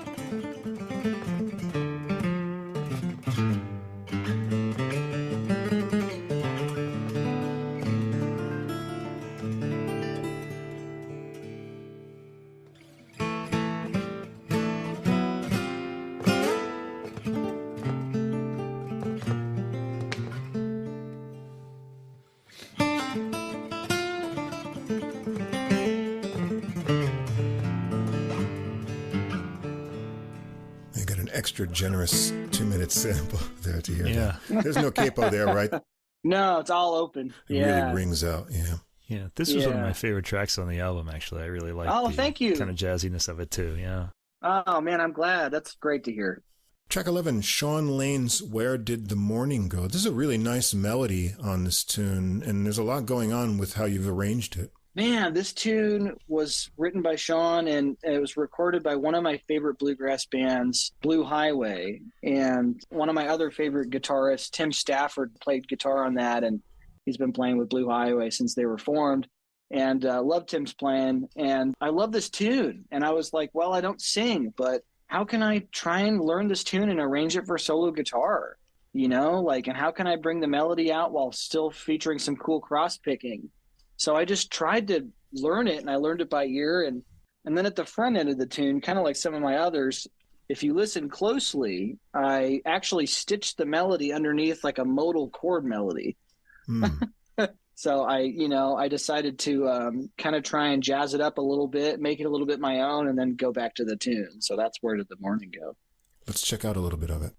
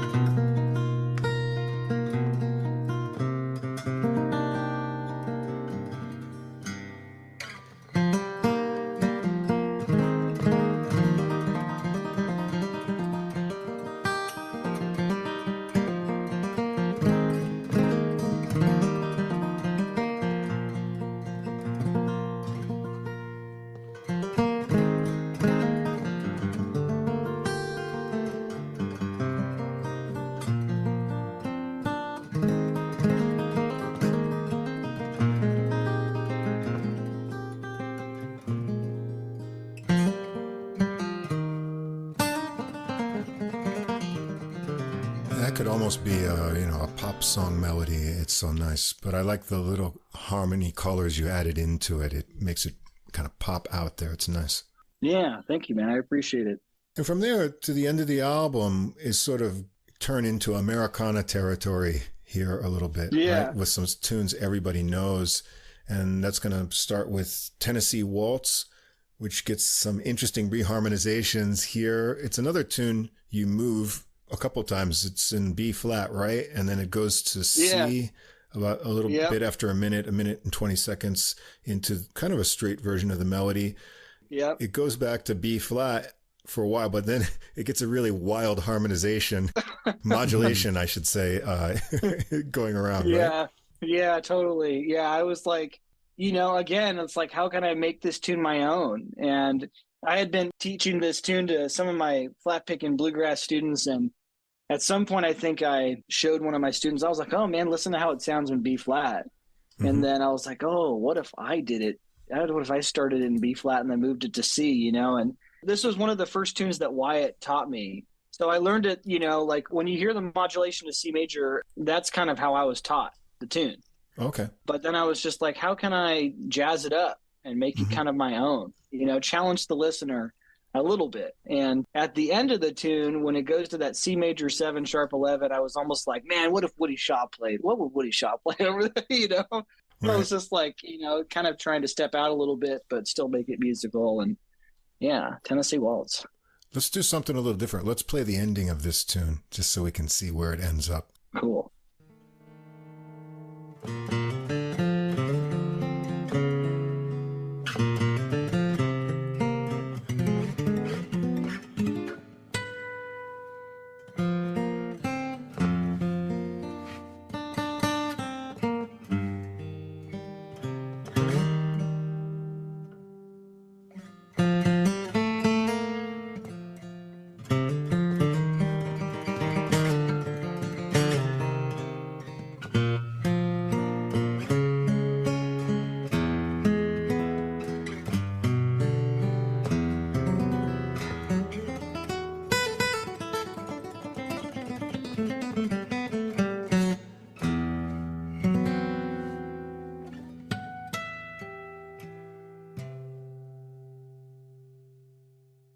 You're not in Tennessee anymore by the end. Yeah, that's right. That's right. Now, this next tune, You Are My Sunshine, this is for your girlfriend, right? Yeah. I had brought her to the studio and she was in there listening to me track some of the record. And I just really appreciated her being there. And I was like, you know what? Like, I think she had to leave at some point, and I was like, man, I'm gonna record this tune for her. And it's another one of those one takes. Actually, Tennessee Waltz was a one take too. And I was just like, man, this is such a great tune. Everyone knows it. And, even the whole record in general, I kind of was like, I want to play something for everybody, So it's like when someone listens to this, hopefully it's like, oh, I liked this one, or, oh, I really liked your out stuff, or, and I did this for her. And it's such a classic, man. Now, let me ask you, this is pretty straight version here, very melodic. Yeah. Would you impress your girlfriend with the C major 7 sharp 11 chord, or would she, walk into the other room with that kind of thing? She tends to like more of my bluegrass playing. Oh, okay. Although, it's like I showed her Shaw's groove, and it took a while to get her into it. And, Woody's music in general is, I think, for a lot of people, just like it's pretty out there. But, right. Yeah, she loved this Tennessee Waltz, and she loved You Are My Sunshine, and likes the bluegrass, man. She likes the bluegrass. This is just something we talk about. You've probably heard on the podcast, like Mike's polite date who listened to some atonal excerpt and said, that was interesting. Can we hear some normal music now? Oh, no. I had a girlfriend once say that to me. Yeah. Really? Yeah. She was very polite, though. My wife supports adult music, but I know that there are some things that we talk about that I have to listen to with headphones for sort of household peace, so. Yeah, for sure. I mean, she loves the bluegrass, and she actually has gotten me into a lot of like mariachi and other stuff that I've been listening to. And I learned a mariachi tune a few days ago, and anyway. One other tip I have just for people in general, if you want to sort of make your relationship fun, take any songs like this that say you, like You Are My Sunshine, You're the Sunshine of My Life, and just switch the pronouns. And I always say to my wife, I am your sunshine. And there you go. You can see what happens if you try that. Anyway, let's take a listen to this very nice arrangement here.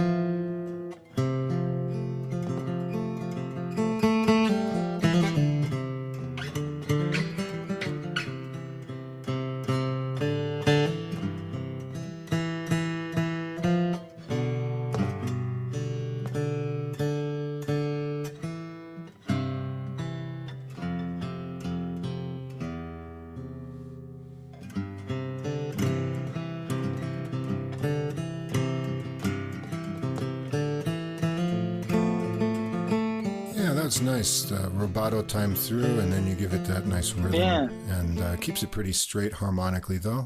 Sounds nice. Yeah. Track 14, this is the one I referred to before about the voice leading, the old rugged cross. So you transcribed this from a vocal arrangement, right? I did, yeah. I took a lot of inspiration from the great group Daly and Vincent, and they had done a record of all bluegrass gospel called Singing from the Heart, which I recommend you guys and all the listeners here to please check out. And they did a beautiful version of the old rugged cross, and I was already familiar with it, and I've been meaning to record this tune. A lot of these tunes on here I've been meaning to record for years, but this is one of them where it was like, man, like, and I kind of I thought about, like, to myself, what if John Carlini was arranging this? Because he loves arranging, you know?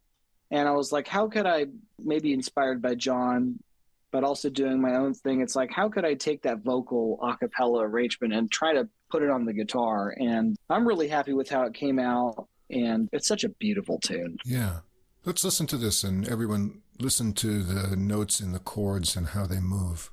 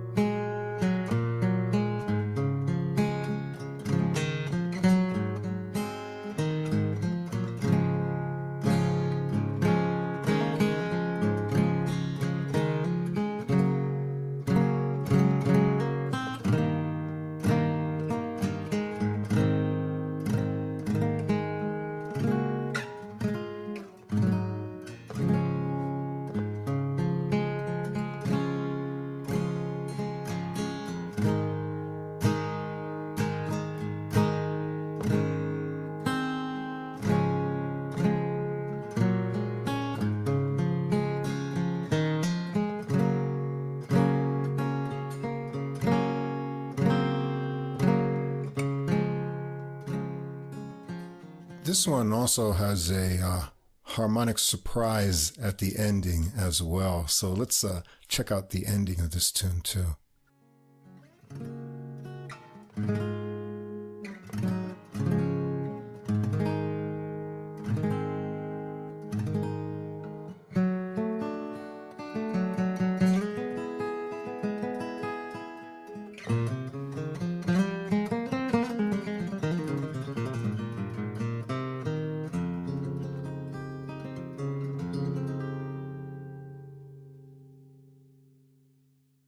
Well, we won't hear that in church. Yeah, I had to end on this D flat major 9 sharp 11. I just had to, you know. Yeah. Oh no, D flat major 9 sharp 11 over A flat or whatever it was. But you know, I love that tune, and actually, you know, fun fact, that's Mimi Fox's favorite tune, at least in my bluegrass playing that I've played. She loves that tune, and I was like, I remember her being like, "Did you finally record that beautiful tune? That what's it called? Cross something?" And I was like, "Yeah, I did." Nice. Yeah, it's really nice listening to the chords and the melody. You make the melody kind of pop out there, but then you get those rich harmonies. And well, the ending just made me smile. So, oh, I'm glad. And the last track, I don't know, you can tell us, but this is maybe the most challenging tune for picking on the whole recording. It sounds like it's Prayer Bells of Heaven, and you've got a kind of banjo simulation going on here with the cross picking. You've got a drone, and at the same time getting the melody to stand out. It sounds really hard. Yeah, and I'm playing it up the neck. I'm not like when I'm playing the melody, I'm basically from like, like the 11th fret to the 16th fret on the fifth string. Wow. On the fifth string while keeping a drone cross-picking thing in the right hand. And man, I love this tune. You know, I learned it at East Tennessee State playing with one of the bluegrass bands. And man, like one of my favorite banjo players is J.D. Crowe. And I love his version of it with Paul Williams. And I also really love Jimmy Martin's version. So I was just like, man, I really want to include this tune. And so I've been playing it for years, and I'm really happy with how it came out. Yeah, let's hear it.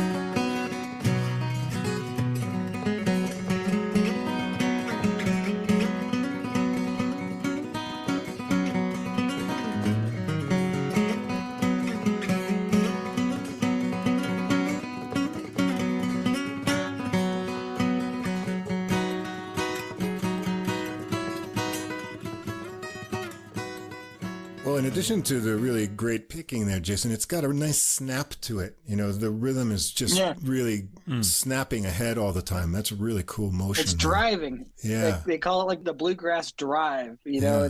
And that's like, I think a lot of the times that's like what the banjo's doing in the band. It's just creating this like drive. Right. Yeah, you captured it well on guitar. Yeah, that's really cool. Thanks, man.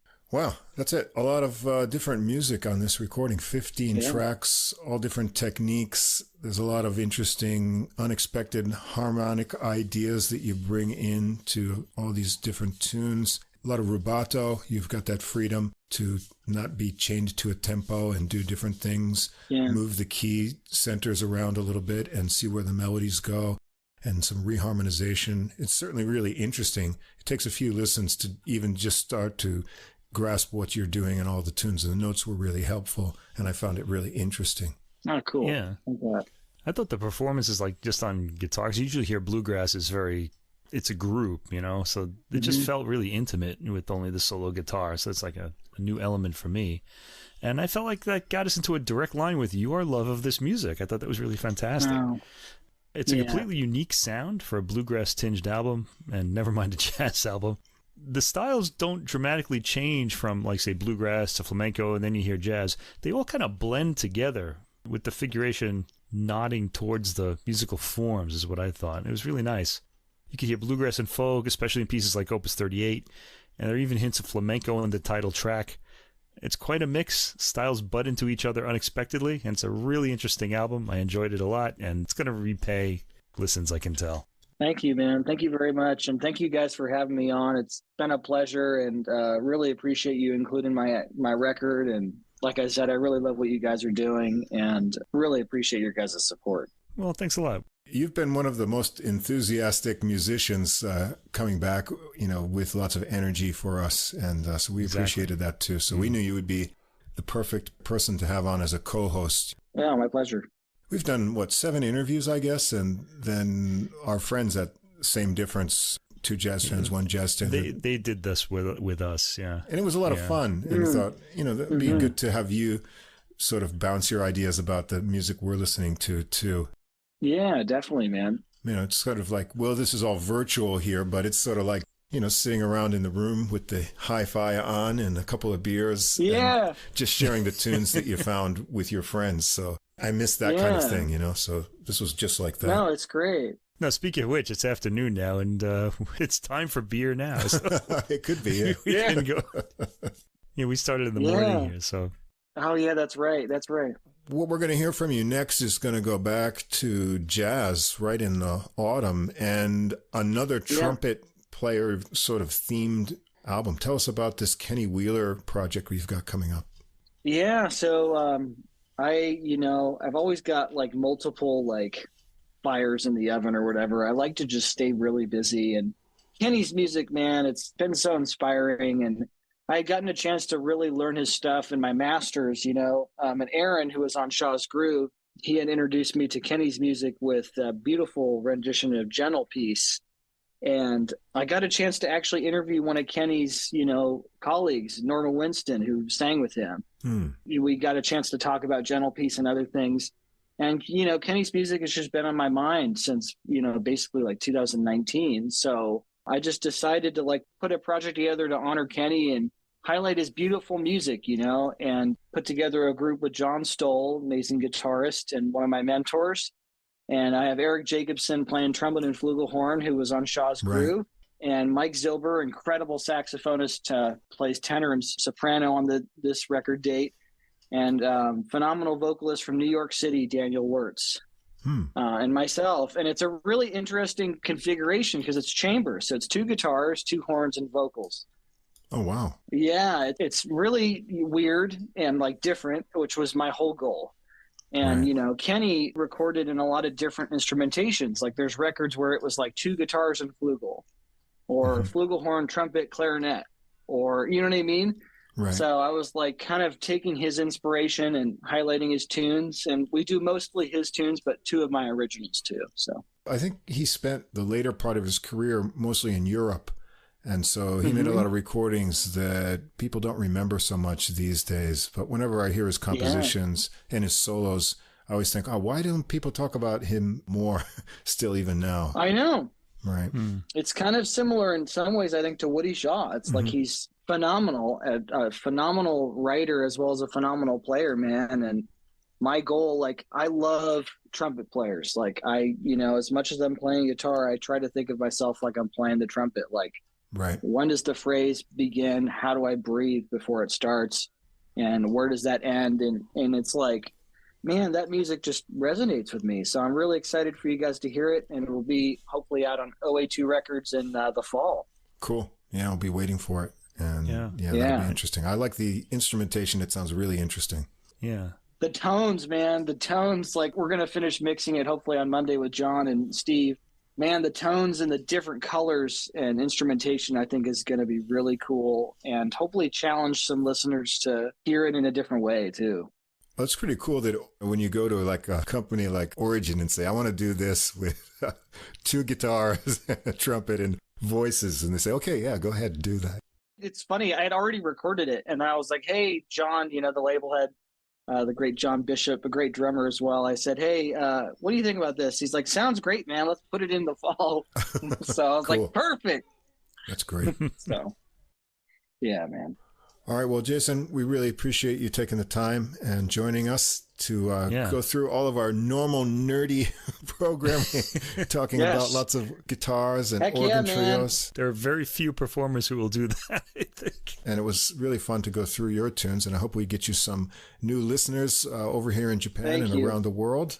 Thank you so much, guys. And please come back and co-host again. You were an ideal co-host. Yeah. I would love to. Yeah, you really kind of elevated a lot of what we said to like a new level with your insights. It was really fantastic. Yeah. Yeah. I'd be glad to. And, maybe even just like not a guitar one. We could do something else, Sure. But thank you guys for having me. And thank you for all the listeners. You guys check out this podcast. Please support adult music. Russ and Mike, they're doing some great things. And please give them the support that they need.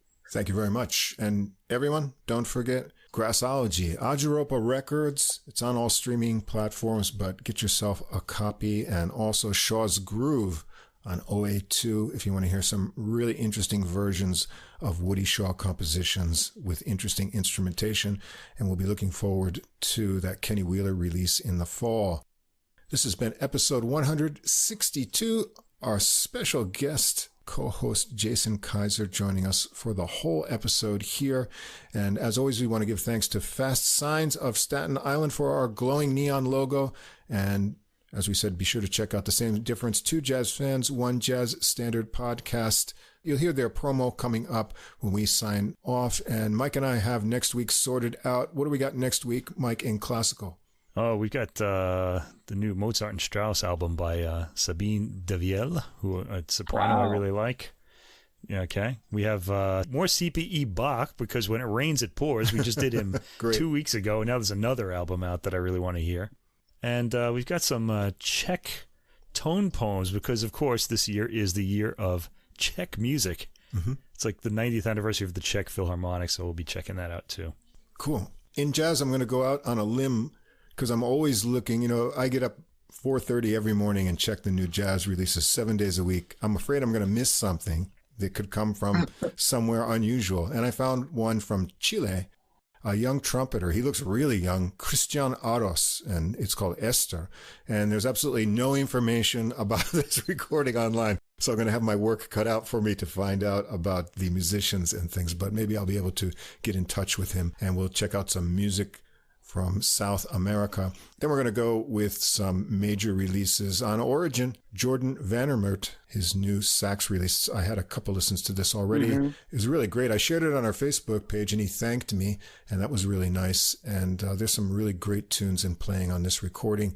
And I couldn't resist another Positone release this week. So Ben Gleese's Stick Together, vibes with Art Hirahara, Rudy Royston, and Boris Kozlov. So we've just got to hear that. So one gamble and 2 definite hits for us to talk about in jazz next week. Any final words there, Mike? Final words. Well, if you work for a classical record label, make sure you put the technical information in the booklet. That's all I want. I'm still thinking about that. Okay, I want to know who the engineer was on that Da Vinci Classics album by Marco Giannoni. And Jason, where can our listeners find out more about you? Any good sites or places you recommend?